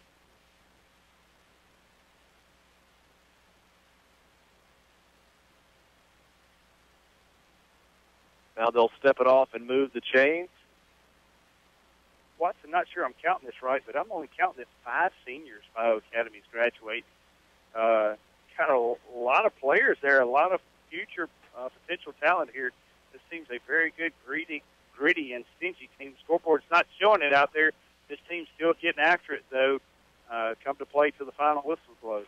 So after the penalty, 1st and 10 Colonels from the Colt 25. Clock runs with 1:20 to go in the half. Zapponi takes the handoff, looks for running room right side. Ball comes loose, and the Colts have recovered. Number 51, Griff Black on the recovery. The Bio will have one more shot to get on the board here in the first half. You know, Watson, we're from the Crow's Nest up here on the top of the press box tonight. I don't remember the last game I've seen those blue lights over there on the runway. I hadn't seen no big jet land yet, though, although we're up here in the atmosphere pretty good. But that's pretty neat little blue lights there. Guess they were welcoming the Colonels to town. Maybe that's what they were doing, showing them the way. Exactly what they were doing, yeah. 1st and 10 Colts from their own 24. Thweet looking to pass. Goes for the deep ball, and it is tipped. Caught on a deflection by Buford. Waits on one defender to pass. Puts the stiff arm on Hill, and credit James Hill for staying with the play. I thought Spencer Robertson was going to have a chance to get in there, break it up. It went just over the fingertips of Robertson. Buford tipped it, caught it on second effort, and then races inside Colonel territory down to the 26-yard line. Yeah, number 1, Spencer Robertson did a great job of coverage there right in Buford's hip pocket there. And Buford just did an excellent job of concentrating there and catching that ball, not letting that hand get in his face at the last second, bother him. A nice pitch and catch there by the Bio Academy Colts. 50 yards on the play, 1st and 10 from the Colonel 26. Thweet going to call his own number on 1st and 10. And will be run out of bounds by James Hill. After a gain of only 1 to the 25, that will stop the clock. 54 seconds. Yeah, James Hill, once again, getting in there on the play, getting some nice action there on the defensive side of the ball for the Colonels, as was, I think that was earlier, hustling down the field, was 51, John Luther Selvey. Thweet looking to pass on 2nd and 9, time in the pocket. Now being chased by Zapponi, gets by him. Thweet going to tuck it and run it, and he will go out of bounds far side, chased out by Clint Jones. Well, you can tell the football smarts there. He's getting out of bounds, stopping the clock, giving his team a chance. He's going to be short of the first down marker, going to be 3rd and a long one. Well, you know, the past 2 seasons we've seen Cross Crow, a very nice quarterback here for Bio Academy, to be their starter. And now this year, Thweet comes in, his coach's son, comes in starting quarterback. You're exactly right. Has some great athleticism out there. Officials blow this one dead. There was some movement up front. It'll be a false start against the Colts. And Crow, being a very good quarterback that he was a 9th grader, and he was starting for him. You know, and for him to beat him out of there, that shows the athleticism that Tyler Thweet possesses there. Just a very good, shifty quarterback, very mobile there. You know, and there at the last second, it was either run out of bounds or get tilted by the 12 gauge, and he wisely got out of bounds. 3rd and 7, handoff goes to Reed, breaks through several Colonels, loose down the left side, and a touchdown-saving tackle from Ashton Powell inside the 5, around the 2, maybe the 3-yard line, but the Colts will have it 1st and goal with 34 seconds left in the half. Very good hustle there by Ashton Powell, coming out of his nose guard position and getting out there in in the flats and making, like you said, a very nice touchdown-saving tackle. Now, what's going to happen here, if the Colts get on the board, that's going to take away that 35-point margin that would allow the clock to run to start the third quarter. As Thweet, this time, good communication with Colby Chenault, hauls it in for the touchdown. So those two finally get on track with one another. Makes it 42-13 with 30 seconds to play in the second quarter. Yeah, Thweet's called Colby's number a lot of time there. Colby Chenault, like you said, they're actually finally able to connect there. And the Colts avoid right now the running clock starting the second half here by getting in the scoreboard or in the end zone once again. Dalton's extra point is up and good, 42-14. Colonels with 30 seconds to go in the first half. We'll step aside and take a break and be back with Colonel Football on Super Talk for the Delta. I scratched the hardwood floor with my truck. Oh no, Cooper, what are we gonna do? Call my pals at Robertson Floor Service. That's right, Cooper and Olivia. Your pap at Robertson Floor Service has been serving the Delta's flooring needs since 1992. Call us for an appointment today at 662-887-4477. Tell them, Olivia. Come keep that score. We do your hardwood floor and get a free coat. Proud supporters of Colonel Football, the Tackett family, owners of Heartland Catfish Company, farm 7,200 surface water acres of catfish and 15,000 acres of grain land. That makes us the largest single grower of farm-raised catfish in the U.S. Heartland is committed to supplying our customers with the highest quality farm-raised catfish products. Be sure and eat catfish raised in the Mississippi Delta by looking for the Heartland seal, smooth, clean fillet cuts that meet the highest standards, just like Indianola Academy and Colonel Football. Heartland Catfish, a proud sponsor of Colonel Football. Welcome back. 5 plays, 76 yards on the scoring drive for Bio Academy. Tyler Thweet to Colby Chenault from 2 yards out.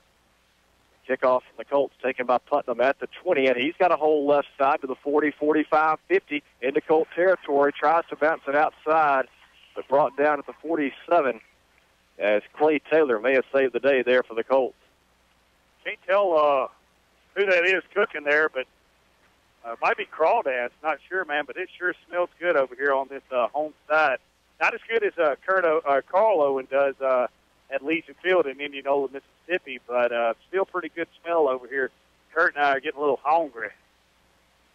1st and 10, Colonels from the Colt 47. Putnam will be the quarterback with Hill and Zapponi in the backfield. Colonels are missing somebody. Selby checking in. John Lucas Selby, yeah. Colonels are missing a lineman. Putnam will hand off to Hill straight ahead. And is stacked up, driven backwards.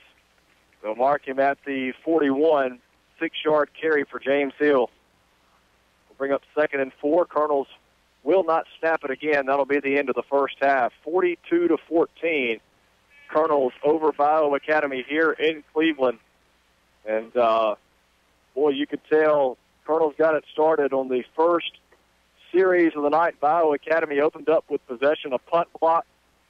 Stephon Smith returned it 5 yards for the touchdown, and the route was on from there. The Colts have added a couple of touchdowns late in the first half, but it's been all Colonels here on the road. Well, beautiful, game plan that the Colonels came in, and they've just been executing on all 3 phases of the game. Done a great job here. Hey, you're going in with the deck stacked against you. First off, everybody's always got the bullseye on your back there, and second off, it's senior night here as well. And Indianola Academy just coming out here and executing and doing a great job tonight, staying focused, doing the plays that Coach Nestor Company called, and just turned out to be a great first half for the Colonels. The 42-14 is your halftime score. We will step aside and take a break. When we come back, we'll have first half stats plus the double quick trivia question and more as you're listening to Colonel Football on Super Talk for the Delta.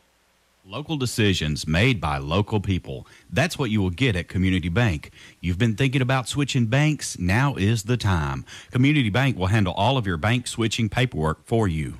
We'll assign you your own personal secretary who will handle your former bank account, get you your new checks, fill out your direct deposit forms, and anything else you need.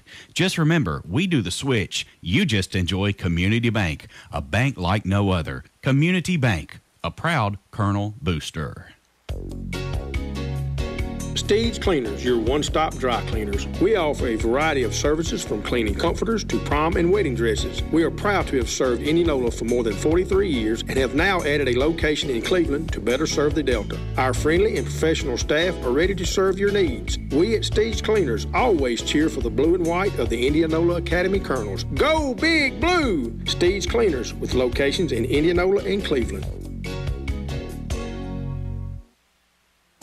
Find a friend in the banking business at Guarantee Bank and Trust Company. Take that friend with you wherever you go using our mobile app. It's like having your very own key to the bank. Now, that would be nice. At Guarantee Bank, you'll find local people with local answers, ready to serve you with the customer care you deserve and the experience you need. Come see us in Batesville, Belzona, Cleveland, Greenville, Hernando, Hollandale, Indianola, Senatobia, South Haven, Vicksburg, and now in Grenada. Guarantee Bank and Trust Company. Member FDIC and equal housing lender. We all know that Indianola Electric works on electric motors, but did you know Indianola Electric works on irrigation well motors? Call Chris today to talk about any type of electrical work on your irrigation system. When you need work on your in-gun pivot motor, electrical motors, and generators, there's one place to call, Indianola Electric at 887-3292. Our fully trained professionals are ready to serve you, so call today. With over 34 years serving this area, we want you to be our next satisfied customer. Call Indianola Electric today, 887-3292, Highway 49 North in Indianola.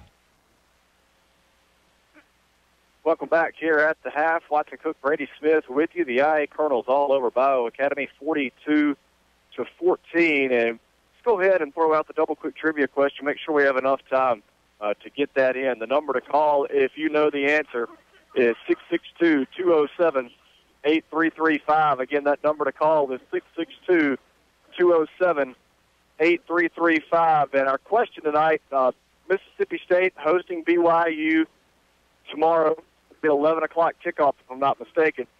But the Cougars of BYU are the first independent or Power 5 non-SEC team to visit Davis Wade Stadium in 8 years. We want to know who was the last independent or quote-unquote Power 5 non-SEC school to play in Starkville. So we're talking about the big boys, not 1AA. We're talking Power 5 non-conference. Who was the last Power 5 non-conference team to play in Starkville? It was 8 years ago. We want you to tell us who it was. If you know the answer, call 207-8335. And we will take another break and try to get a winner. We'll take 3 minutes if we can, David. We'll take 3 minutes and try to get a winner on our double quick trivia question. 42-14, your halftime score. Colonels in charge on the road in Cleveland. We're back after this with Colonel Football on Super Talk for the Delta. Time to head to the greens. After a long week of work, you deserve this. But how are you going to pay for it? Since you left your debit card at the gas station? Oh, crud. Don't worry. With the Secure Lock mobile app, you can cancel that lost debit card right from the palm of your hand. Simply open the Secure Lock app, log in, and deactivate your debit card. If you find it, you can reactivate it the same way, because you deserve simple. Planners Bank. Growing together. Member FDIC. From Indianola, Greenwood, Belzona, Greenville, and places near and far, people just like you are coming to Hometown Restaurant for the best steaks in the Delta, period. Juicy on the inside, just right on the outside. Mark Gary says, come on in and we'll cook your steak just the way you want it. Also try our Mississippi Delta catfish, grilled, fried, or blackened, or our succulent shrimp, the freshest in the Delta. And remember, there's always something just right on the kids' menu. Mark Gary and the great staff at Hometown are proud Colonel supporters. Visit Hometown Restaurant soon in downtown Inverness. Magic Mart Pharmacy is a proud supporter of IA Colonel football. We know it takes hard work and commitment to win football games. Come by and let us work hard to earn your business. Serving Indianola and the Delta area as your hometown pharmacy for 25 years. That's Magic Mart Pharmacy, located on Highway 82 East behind McDonald's, with a drive-through window for your convenience. Magic Mart Pharmacy, where your health is our business. Go Colonels! Expect more from your John Deere equipment and your financing. Find out how at Wade Incorporated. Right now, during the Gear Up for Fall sales event, get 0% financing for 60 months, plus save up to $4,000 in bonuses on a new John Deere 3025 compact utility tractor. With these loaded four-wheel drive tractors, you can take on your land and your to-do list with ease. Wade, delivering service, solutions, and success since 1909. Learn more at wadeinc.com. Offer ends October 27, 2017. Subject to approved installment credit with John Deere Financial. Some restrictions apply. Prices and model availability vary by dealer, so see dealer for details. If you're getting ready for a football weekend, come see us at Shoppers Value Foods, Indianola. This week, shop for ground chuck the family pack, $3.08 a pound. New York strip steaks, $6.48 a pound. Johnsonville Dinner Links, 19-ounce package, $3.78. 14-ounce package of Country Pleasin' smoked sausage, $3.07. And for dessert, Royal Bakery 8-inch red velvet cake, $5.88. What it costs to get it to the shelf plus 10% at checkout all day, every day at Shoppers Value Foods, Highway 82, Indianola. We make it simple. David Smith Construction of Inverness is a proud Indianola Academy sponsor. At David Smith Construction, our reputation is building every day. And Coach Tommy Nestor and the Colonels have built a winning tradition that we are proud of. Whether it be commercial or residential, let us take care of your building needs. We've been building for satisfied customers since 1982, and we would love to add you to that list. David Smith Construction is located on Highway 49 in Inverness. Call David Smith today at 265-6060. Welcome back here at the half. The IA Cardinals on top of Bio Academy 42-14, and still no winner on our double quick trivia question. We want to know, as BYU comes into Starkville tomorrow, who is the last independent or Power 5 non-SEC team to come to play in Starkville? It was 8 years ago, 2009. So we want to know who was that last Power 5 non-SEC school to come to Stark Vegas. Had a lot of good guesses here watching so far, but nobody's gotten it yet. Kind of tough, you know. Just don't think about, like, your Conference USAs, none of those. It's Power 5.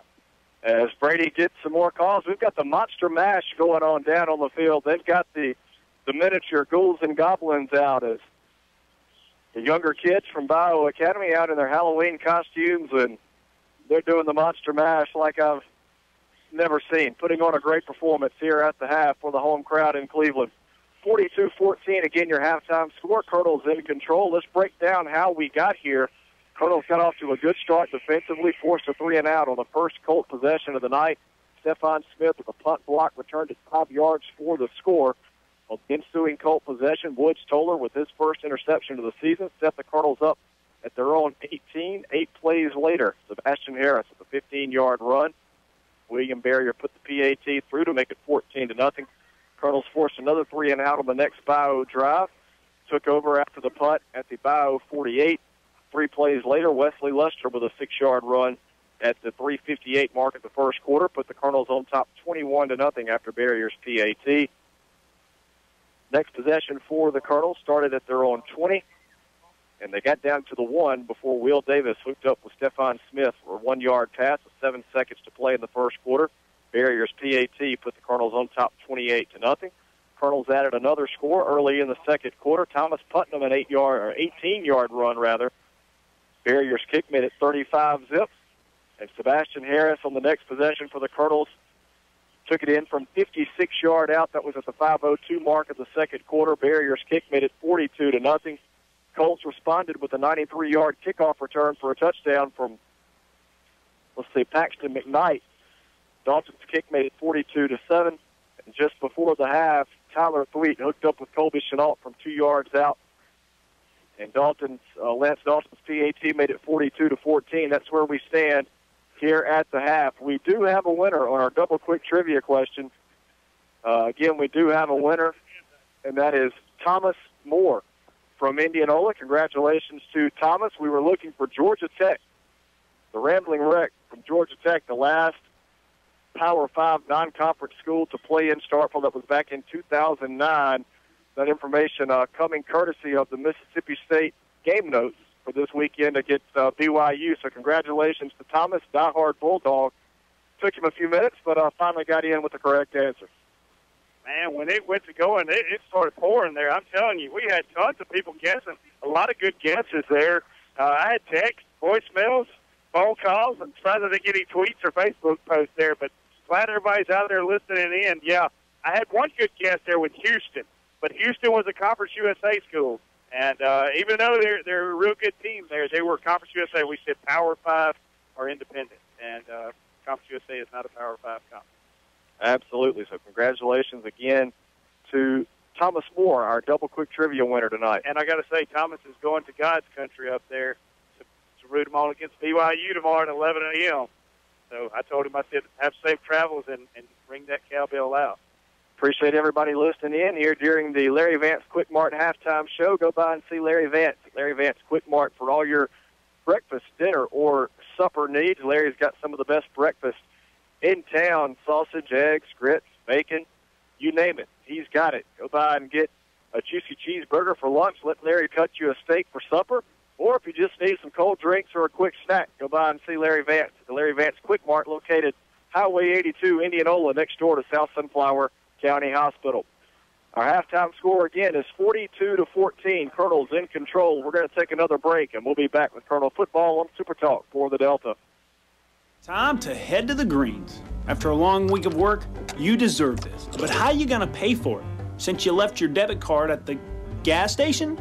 Oh, crud.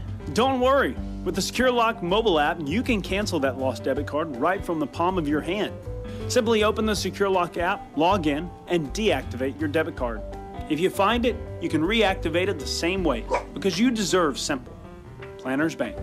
Growing together. Member FDIC. Some call it low smoke aheadis. Some can't even pronounce it, but everyone agrees that low smoke aheadis has delicious, authentic Mexican food that makes your mouth water. Satisfied customers from all over the Mississippi Delta dine with Juan and his staff every chance they get, and you will too. Low smoke aheadis also has a party room that you can reserve for birthday parties, anniversaries, and just a good time. You won't feel crowded, and the atmosphere is that perfect setting for authentic Mexican food. That's Low Smoke Aheadis Mexican Restaurant, Highway 82 in Indianola. Magic Mart Pharmacy is a proud supporter of IA Colonel football. We know it takes hard work and commitment to win football games. Come by and let us work hard to earn your business. Serving Indianola and the Delta area as your hometown pharmacy for 25 years. That's Magic Mart Pharmacy, located on Highway 82 East behind McDonald's, with a drive-through window for your convenience. Magic Mart Pharmacy, where your health is our business. Go Colonels! I'm Greg Bills from Bills Body Shop in Rubel, Mississippi, and I want to fix your car. We've been in business for 40 years in the same location. We're a family-owned business and currently have 3 generations still working under the same roof. If you're ever in an accident, we can tow your vehicle, help you with your insurance claim, get you in a rental car, repair your vehicle, and deliver it back to you in usually under a week. We're located at 501 South Oak Street, Highway 49, Louisville, Mississippi. Give us a call today, 662-756-2745. You won't be disappointed. The year was 1953. The average wage was $4,000 a year. Gas was 20 cents a gallon, and Dwight D. Eisenhower became president. In that same year, in the land of cotton, the Mississippi Delta, Abrahams was born. Michael and Helen Abraham carry on the proud tradition of offering the finest collection of men and women's clothing for Indianola and all of the Delta. Jeans from Big Star and Silver, mountain khaki shorts and pants, and Polo and Cotton Brothers for men. For the ladies, shoes by OTBT, Barefoot Dream sweaters, and Carly dresses and tunics. And don't forget Patagonia and True Grit in ladies and men. Proud Colonel Boosters, Abrahams, downtown Indianola. Pecans are only the beginning of what you'll find at Indianola Pecan House. Stop in for gift items from your favorite universities, great silver and gold jewelry from designers like Ronaldo, gourmet food items, cupcakes, caramel and pound cake, pecan pies, all made fresh daily. And they also create custom gift baskets for any occasion. Come in and sample their most recent flavors of pecans, crunchy praline popcorn and crunchy praline. Serving pecans around the world for over 30 years from 1013 Highway 82 East. Indianola Pecan House, home of the original praline pecan. Right now, 1 in 3 drivers is cruising around in a state of skepticism about how much value their car insurance company is really delivering. If you're one of them, State Farm agent Andy Daniels in Indianola can help you get to a better state, because he'll talk with you, listen to you, and help put together a policy that has you written all over it. From cost to coverage, all backed by 24/7 customer support. Feeling less skeptical? Then call State Farm agent Andy Daniels in Indianola and officially get to a better state with State Farm. Born and raised in the Delta, we get it. We understand your connection to this land because ours is just as strong. It's not only been our home for 7 generations, but the home of those we care about. We value the natural resources of the Delta and the joy they bring to us. Our goal every day is to nurture and protect those as we continue to provide the best services possible to our customers. That's Gresham Petroleum Company, Indianola. Call 887-2160. That's Gresham Petroleum Company. Welcome back, Colonel fans. Brady Smith, Watson Cook, and got my special statistician here, Kurt Owen, on the radio, making his radio debut here. I'm going to ask him a few things here, what he thinks about the SEC upcoming games here. Tomorrow we have, early in the morning, we got Mississippi State playing BYU, hosting them at home. Last year, played them on Friday night, and I think they started at 11 o'clock our time. It was late. What do you think about Mississippi State at home this year? They lost on the road last year. What do you think about them this year? I think it'll be interesting. I mean, I know they lost last year, but at home they seem to show out pretty well. Do you think they will cover the spread? That's going to be the next question that I have. Not if they play like they've been playing. Yeah, 22.5 is the spread there. I don't think they're going to cover that neither, but I do like Mississippi State at home as well. What about Vandy at Ole Miss? This game's always interesting. Vanderbilt always plays Ole Miss tough, but it's Ole Miss is at home, and Shea Patterson is still at the helm of the quarterback there for Ole Miss, and it's going to be a 2:30 game tomorrow afternoon. I believe the Grove's going to be rocking early. What is your thoughts on the game, though? I definitely think Vanderbilt's going to come out and play, but it's up to Ole Miss if they want to come out and show up. Yeah. Vandy has an exciting team this year, and their coach always gets them fired up, and I think Ole Miss as well. Even though I picked in the paper for Vandy to win, I had to go out with a wild card or two here. And by the way, in case you have not read the Enterprise Toxin this week, Matthew Bellatany had a big lead last week on all of us, and Team Sunflower Lumber took over this past week. We put it full throttle there, went 8-2 the past week, got a 51-8 record on the season. Don't know if that's going to hold up in the next upcoming weeks here. It's tough. It's a crapshoot, anybody's game there, but fun competing with those guys week after week. What about A&M at Florida? I've got A&M. The way they played Alabama was just unreal. Now, you realize that was at Kyle Field in College Station, Texas. But they really showed up. I mean, they've been the only one to give Alabama a run for their money. You're exactly right. I can agree with you. They did play good, and it was a staunch defense there, and A&M looked good at home. Florida, I don't know if their offense is terrible. It's horrendous. They're just a weird team to watch. They are. Their defense is always strong there. They lost Luke Del Rio at quarterback position there. Have several other good quarterbacks coming up. They just can't seem to get it together. So you're going A&M in the swamp. That's a bold pick, Cotton. I think you can get it, though. One last one, and then we're going to take a break here. We got South Carolina going to Rocky Top, Tennessee. I hadn't watched either of those things a whole lot. You're not an Eastern Division fan, huh?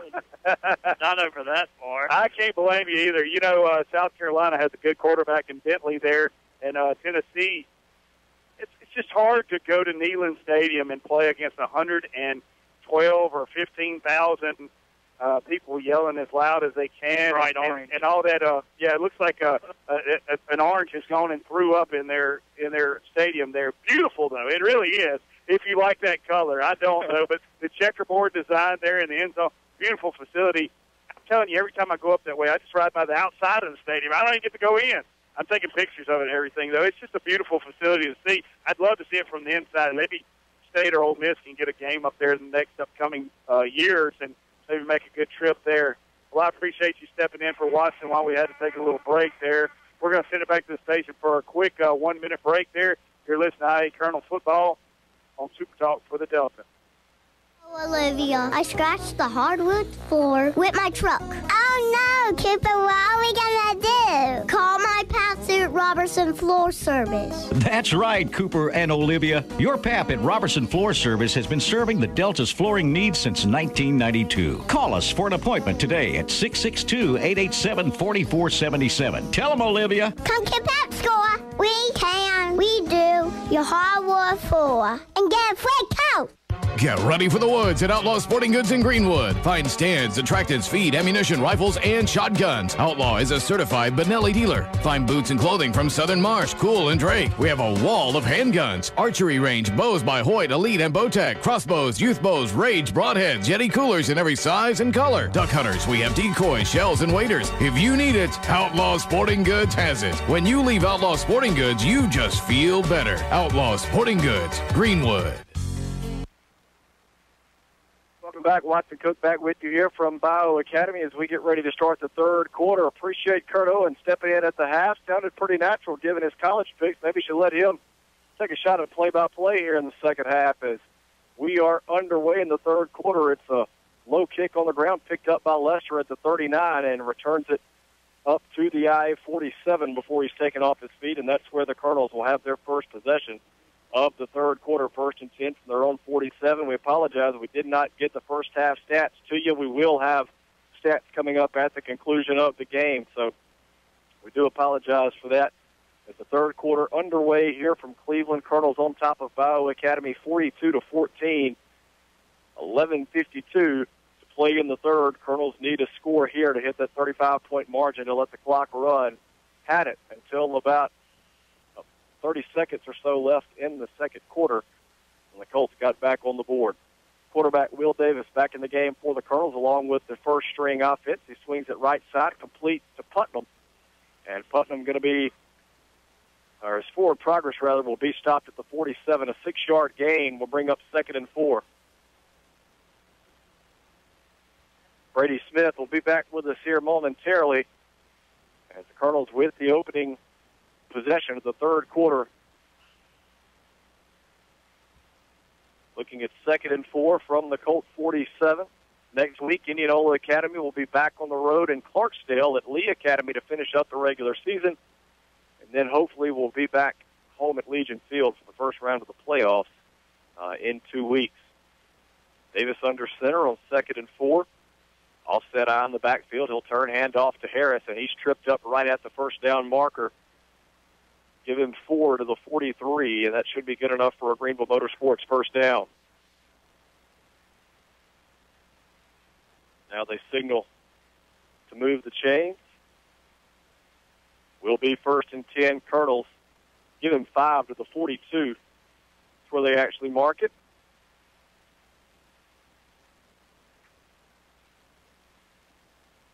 Coach Nestor going back with his first unit here to open the third quarter. They haven't seen a whole lot of time in the second half this season. You certainly want to keep those guys in rhythm as we near the playoffs, and the Colonels can't get it together here offensively. Going to have to burn a timeout with 10:26 to play in the third. Colonels on top of Bio, 42-14, and we will step aside and take a break and be back with Colonel Football on Super Talk for the Delta. This is Selden Van Cleve of Van Cleve Insurance. You may have noticed in the past that all successful athletic teams have a game plan they follow. We at Van Cleve Insurance feel that your insurance is no different. We are a trusted choice independent agent and offer all lines of insurance, which enables you to have all of your coverage in one place. Let us take a look at your insurance and work up a successful game plan for you. That's Van Cleve Insurance, located on Highway 49, Indianola since 1932. Hi folks, Brady Smith with Sunflower Lumber and Home Center here to tell you about our company. Since the 1940s, Sunflower Lumber has been in the same location with the same mission we have today. That's customer service and satisfaction to the fullest. Our dedicated, knowledgeable staff is here to work for you, whether adding on to the hunting camp, updating your kitchen or bath, spring cleaning around your property, or replacing your roof. We're your first stop for all your project needs. Stop by today at 204 Highway 82 in Indianola or give us a call at 662-887-1511 and see what shopping local can do for you. That's Sunflower Lumber and Home Center. And go Colonels. Hi folks. Welcome back. Just missed a highlight reel run from Sebastian Harris. Actually was a reception. Caught it out in the flat and took it 42 yards for the touchdown.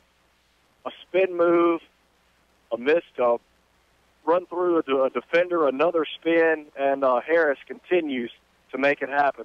42 yards, Will Davis to Sebastian Harris. He got his first reception in the air this year. Yes. I was wondering what that was. Flung across there. It looked like a cleat. Somebody came out the shoes, but it was just a towel. Yeah, first touchdown reception of the year for Harris. Extra point from Barrier, up and good, 49-14. And Boy, I'll take the blame there for taking the break, but hey, we didn't get to call that one. That one was beautiful. It was. You're exactly right. And just a perfectly run play there. And we were talking about the prior play there, watching where Indianola Academy couldn't get it together on the offensive side of the ball. And, what it did do there was the MAIS rule. Team goes up by 35, you're going to get the running clock here. And Indianola Academy starts second half now is playing with the running clock. 3 plays, 53 yards on the drive for the Colonels. Sebastian Harris, 42-yard touchdown reception from Will Davis. Colonels on top 49-14, and as Brady just mentioned, the clock will now run.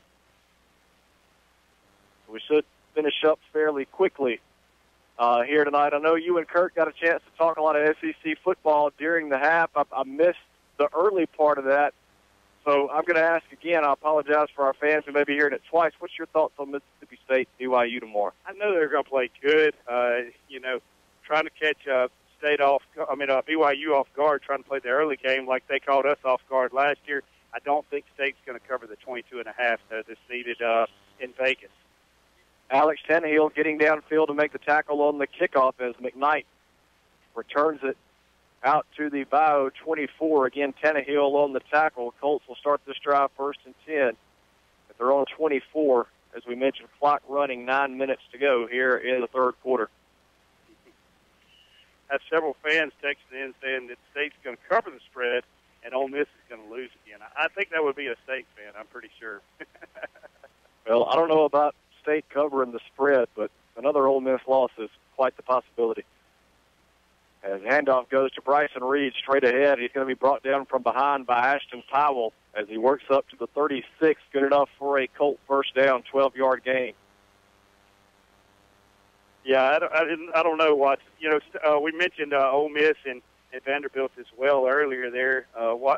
Kurt and I were talking about it. And I said I picked up Vanderbilt in the paper this week, and a lot of people picked Ole Miss. Shea Patterson is something to behold. Watch it on TV. And Vanderbilt just always gives Ole Miss fits, and I was kind of got curiosity, got the best of me on that. 1st and 10, Colts. Got a new quarterback in the game for Bio Academy. It is number 9. Is that right? John Thomas Aguzzi? Is that correct? Yes. Yes. So Aguzzi was in there at quarterback, and he works up to the 45. I'll say 1st and 10 Colts. 53, Peyton Barnes gets some nice penetration there at the first.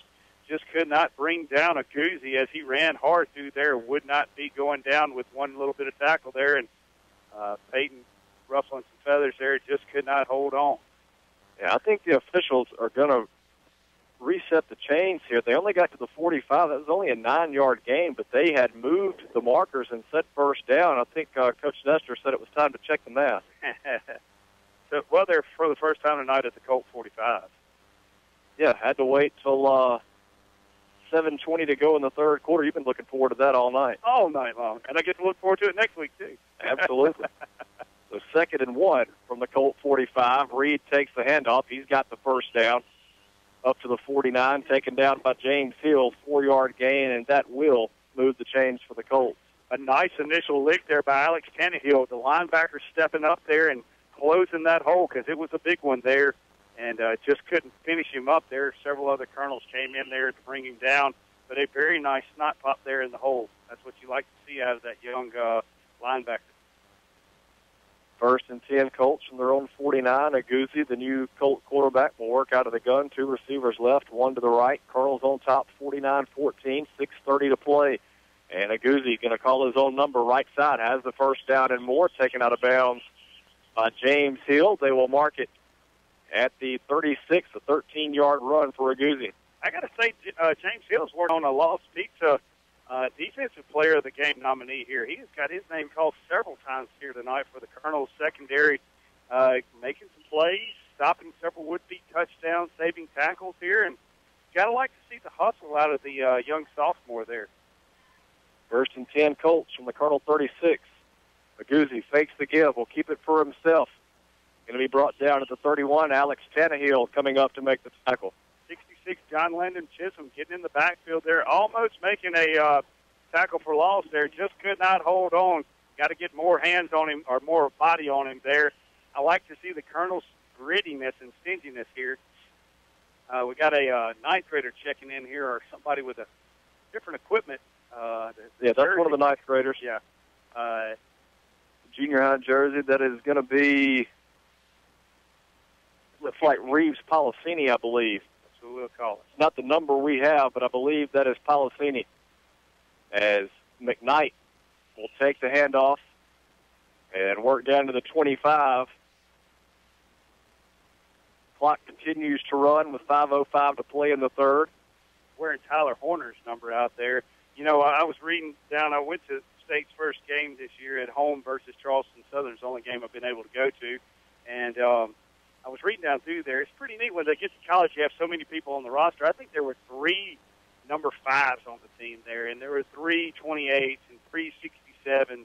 There's a lot of young men and a lot of young bodies out there, and pretty neat how they have that many people out there. Got a timeout on the field. They'll have a measurement. Also, Connor Moore, another freshman, going to check into the game. Moore wears number 10. 49-14, Colonel's in control on the road with 4:48 to play in the third quarter. We've got a measurement on the field, and they will say the Colts are just short. Ball is marked just shy of the 25. Another pregame note, one of our bigger Colonel fans had Stuart Nichols playing last year. Stuart graduated. Will Nichols texted me today and said, we're going to have another Nichols on the field tonight. Nolan Nichols playing tonight. Trader coming out to play tonight. I told him I hope he gets some little playing time tonight. Absolutely. Caleb Smith in the game defensively for the Colonels. As McKnight takes the handoff right side, he'll have the first down, tackled by Powell. They'll mark it at the 17, 8-yard gain. Jacob Sepulvedo in the game now. Try to get some of these others for you. Walker's the pony in there. We've seen him offensively. I wonder, is that number 1 John Reese Jackson, or is that number 1 Spencer Robertson down there? I believe that's Spencer. 1st and 10. Aguzzi fakes the give, keeps it for himself, makes a cut at the 10 to the 5, taken down by James Hill at the 1-yard line. 16-yard gain, 1st and goal, Colts. Again, James Hill making a touchdown-saving tackle there. Doing a good job in the Colonel's secondary there, getting to the ball and making a play. Policini going to check out. Zach Kitchens will come in at nose guard. Beg your pardon, that's Peyton Barnes, 53. This is where he got the Van Cleve Insurance Yes. coverage play of the game last week. Certainly is, as Aguzzi calls his own number on 1st and goal, and he is in. 1-yard touchdown run for John Thomas Aguzzi with 3:13. The Colts back on the board, makes it 49-20.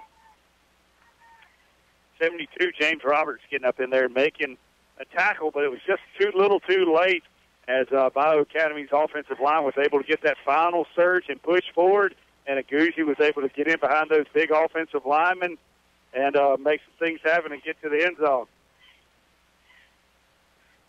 So the extra point attempt from Lance Dalton coming up. Clock continues to run here in the third quarter. Snap back, Tyler Thweet, the holder. And the kick is up and good, 49-21. Colts cut it a little closer, but the clock will continue to run. Well, we better get to talking real quick, or otherwise we're going to look up. It's going to be the end of the game. You know, watching in the first half there, that's what messed us up, our halftime there. It stretched us a little bit longer. Bio Academy likes to throw the ball a lot, and they had a lot of incomplete passes, so that always stopped the clock. Thus, our bladder was on a timer, and that messed the whole timer situation up there, and that's what we had to run at halftime. Colonels will get it back with about a minute to play in the third quarter after the kickoff. Look out here on special teams, try to get maybe some numbers we haven't called yet tonight. John Clayton Chisholm will be on the kickoff return team for the Colonel. Another freshman, wears number 11. Some of these ninth graders still in their junior high jerseys. Connor Moore in there as well. It'll be Connor Moore and Walker Zapponi back to return the kick. Instead, going to be taken by Ashton Powell at the 23. And the big fella rumbling hard upfield, taken down across the 35 up to the 38. That's where the Colonels will start this drive, 1st and 10. With 4:03 to go in the third, Tri-County 7, Greenville St. Joe 28. St. Joe showing what they do best, and that's put some points on the board. Yeah, they've been rolling through opponents all season long, and Tri-County, I guess, put up a fight as long as they could. Yeah, that's exactly right. 1st and 10, Colonels from their own 38 with 45 seconds to play in the third quarter.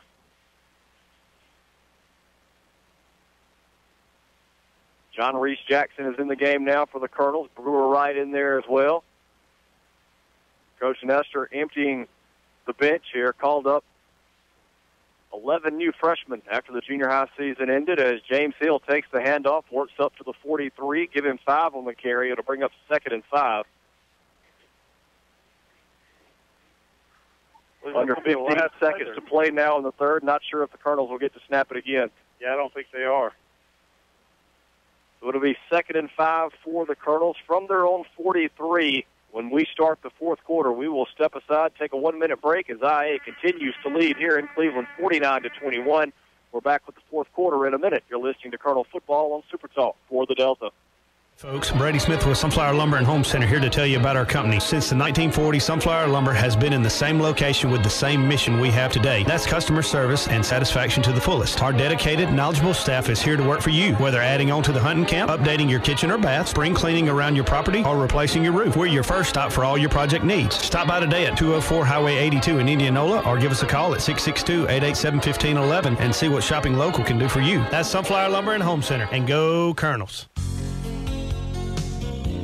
This is Selden Van Cleve of Van Cleve Insurance. You may have noticed in the past that all successful athletic teams have a game plan they follow. We at Van Cleve Insurance feel that your insurance is no different. We are a trusted choice independent agent and offer all lines of insurance, which enables you to have all of your coverage in one place. Let us take a look at your insurance and work up a successful game plan for you. That's Van Cleve Insurance, located on Highway 49, Indianola since 1932. Uh-oh. Welcome back. Start of the fourth quarter. Colonels on top of Iowa Academy 49-21. 2nd and 5. IA from their own 43 as the Colonels now work left to right. Thomas Putnam going to run the option left side. Pitches to Zapponi.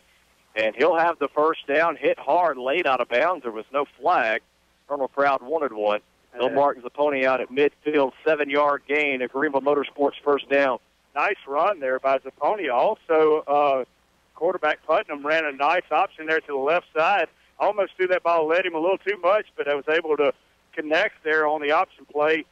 With 4:26 to go in the third, Pilla strikes again with a 25-yard touchdown pass. Now leads Washington School 28-7. Wow. 1st and 10, Colonels from midfield. Putnam under center. He'll pitch it. Right side. That is Nolan Nichols on the carry. Flag is down. Nichols will be dropped for a loss back to the 47, but we'll check the penalty marker. They're going to get James Hill for holding out there. James really had some position on his would-be tackler for Bayou, and I think he just got those hands out there a little bit too far at the last second, and they got that holding play on him out there. I like the intensity, though, that James Hill was trying to do there. So as the clock continues to run here in the fourth quarter, 10:20 to play. Cardinals on top 49-21. And we mentioned earlier, IA will be back on the road next week in Clarksdale. Lee Academy, 7 o'clock kickoff. We'll have it for you right here on Super Talk for the Delta. Hope you will join us if you can't make the trek up to Clarksdale. Penalty against the Cardinals will take them back to their own 39. We got into third quarter. Starkville Academy 10, Heritage 7. Wow, great defensive ball games. You don't see many of those anymore. No, you don't. Especially at the high school level. Put on some points, and then Starkville Academy is a good playing team as well. 1st and 21, Cardinals. Putnam runs the option left side. Going to keep it for himself. Gets back up to the 45, near midfield. Almost back to the original line of scrimmage. They'll mark it at the 49, a 10-yard gain for Putnam. Nice run up there. Just got behind his offensive line. Found the holes there. Just kind of ducking around. Let the play develop there. Read his blockers. Did a great job against him upfield, getting him a second down and manageable play. So 2nd and 11 now for IA.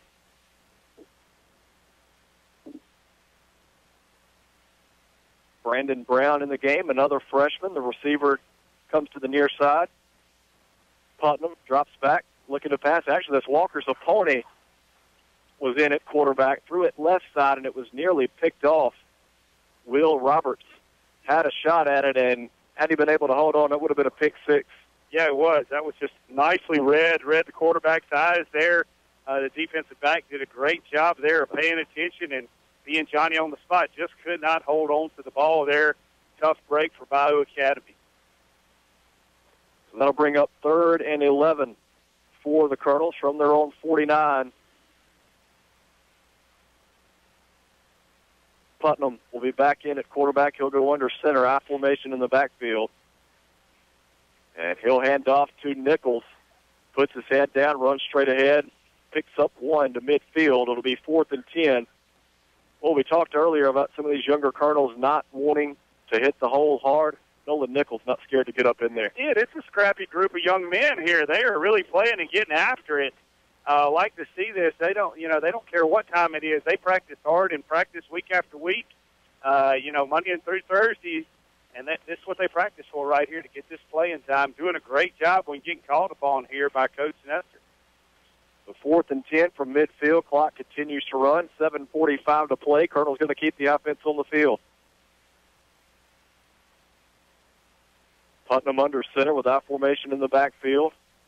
Saponi and Nichols. Handoff will go to Nichols again. Actually, that's 10. John Reese Jackson on the carry. Let me correct myself one more time. Connor Moore on the carry. Picks up 4 to the 46. It'll be a turnover on down. It was one of them young men. Yeah. Good hard run there by Connor Moore, as you mentioned, and just too little too late. Almost moved the chains there.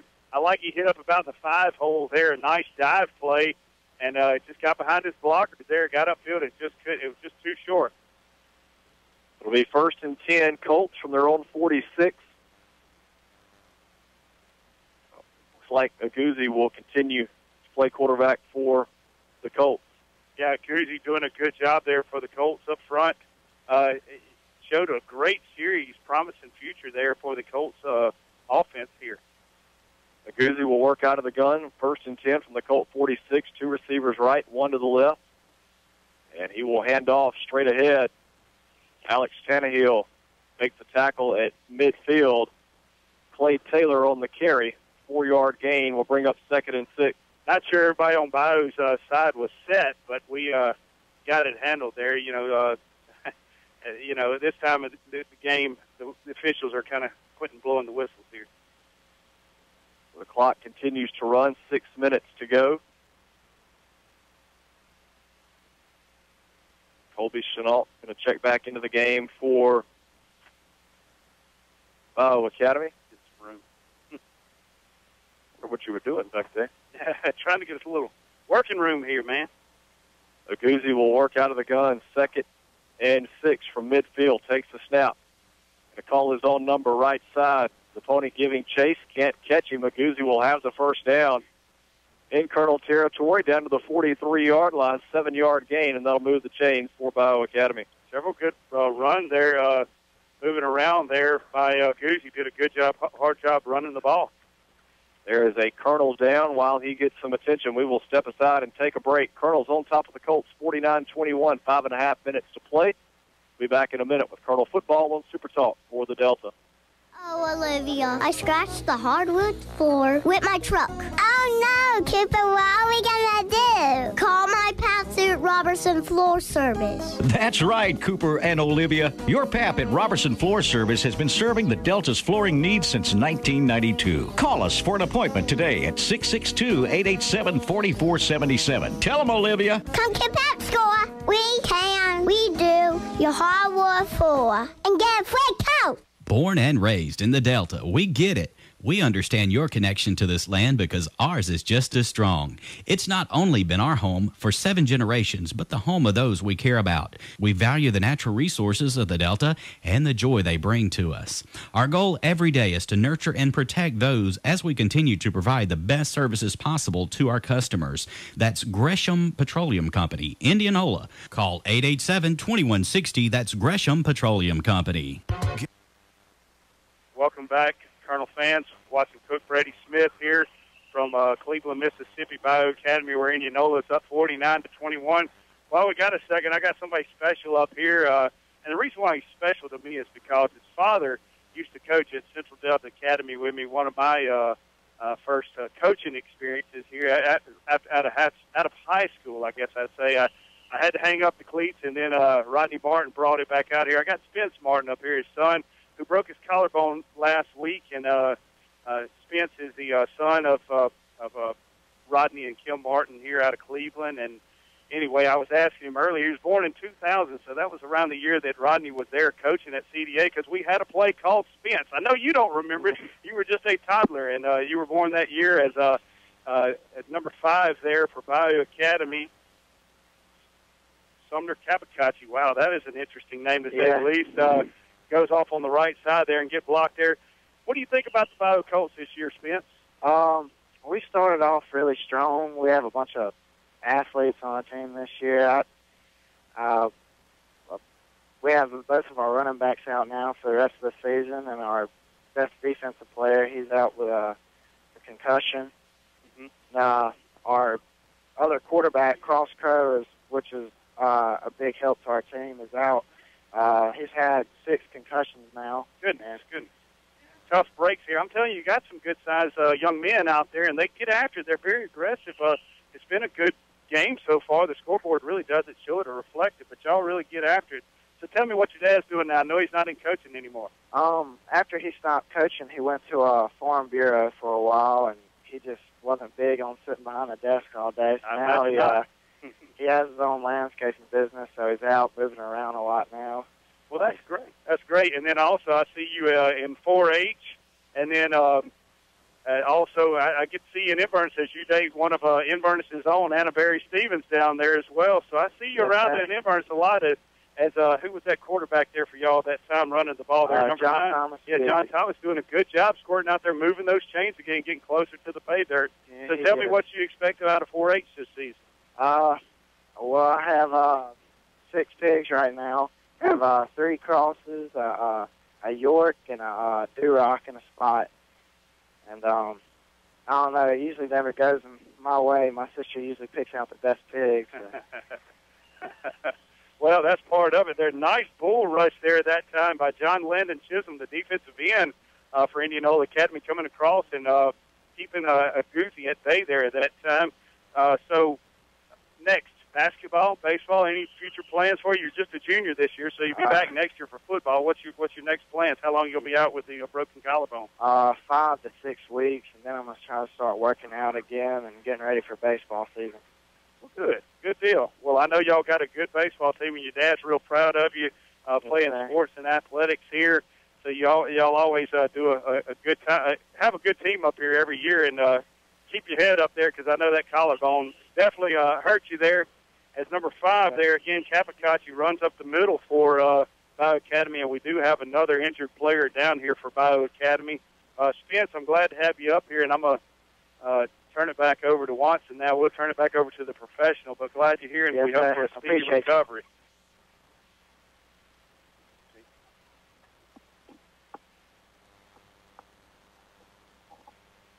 Good. Yes, there is a Colt down on the field, 143. They have stopped the clock. Colonel's on top of Bio Academy, 49-21, as Brady had a chance to visit with Spitz Martin of Bio Academy, and like he said, known a lot around Indianola and Inverness area, and wish him a speedy recovery. And young man from Bio Academy down on the field around the 20-yard line, going to have to get some attention. Dr. Wade Dowell from the IA staff coming out, and we'll check him out. And well, that's something you hate to see an injury at any time during a game, but you get one like this where you know the game's in hand, team's just trying to run the clock out, then you get a young man hurt. That's never good to see. Yeah, you're exactly right. Well, we got another second here. Syracuse 27, Clemson 24. 6 minutes to go out there. The Fighting Orangemen. Boy, wouldn't that be a nice Who'd have one to thunk pull it? off. Got Washington School scored to go back to cut its lead in half. Hill Academy 28, Washington School 14 with 9:49 to go in the fourth quarter. Wow, how about that? Yeah. Young man from Bio Academy is on his feet and will walk off to the sideline. That's great to see. See, man. Colts will have time to snap it a few more times. 1:43 to play. They have stopped the clock while the injured Colt was down. Bio Academy looking at 3rd and 1. Ball is at the Colt 7-yard line. Excuse me, Colonel 7-yard line. I do have to say I'm a little disappointed in you. I can't believe that you didn't think my makeshift table would work. But, man, I'm in the construction business. You have put together quite a broadcast setup here tonight. I am very proud of you. I'm telling you, I'm surprised none of our water bottles or papers have gone flying anywhere. On 3rd and short, Aguzzi will hand off straight ahead, and working to the end zone is Capocacci. He will get into the end zone. Had to take a minute and think that one out.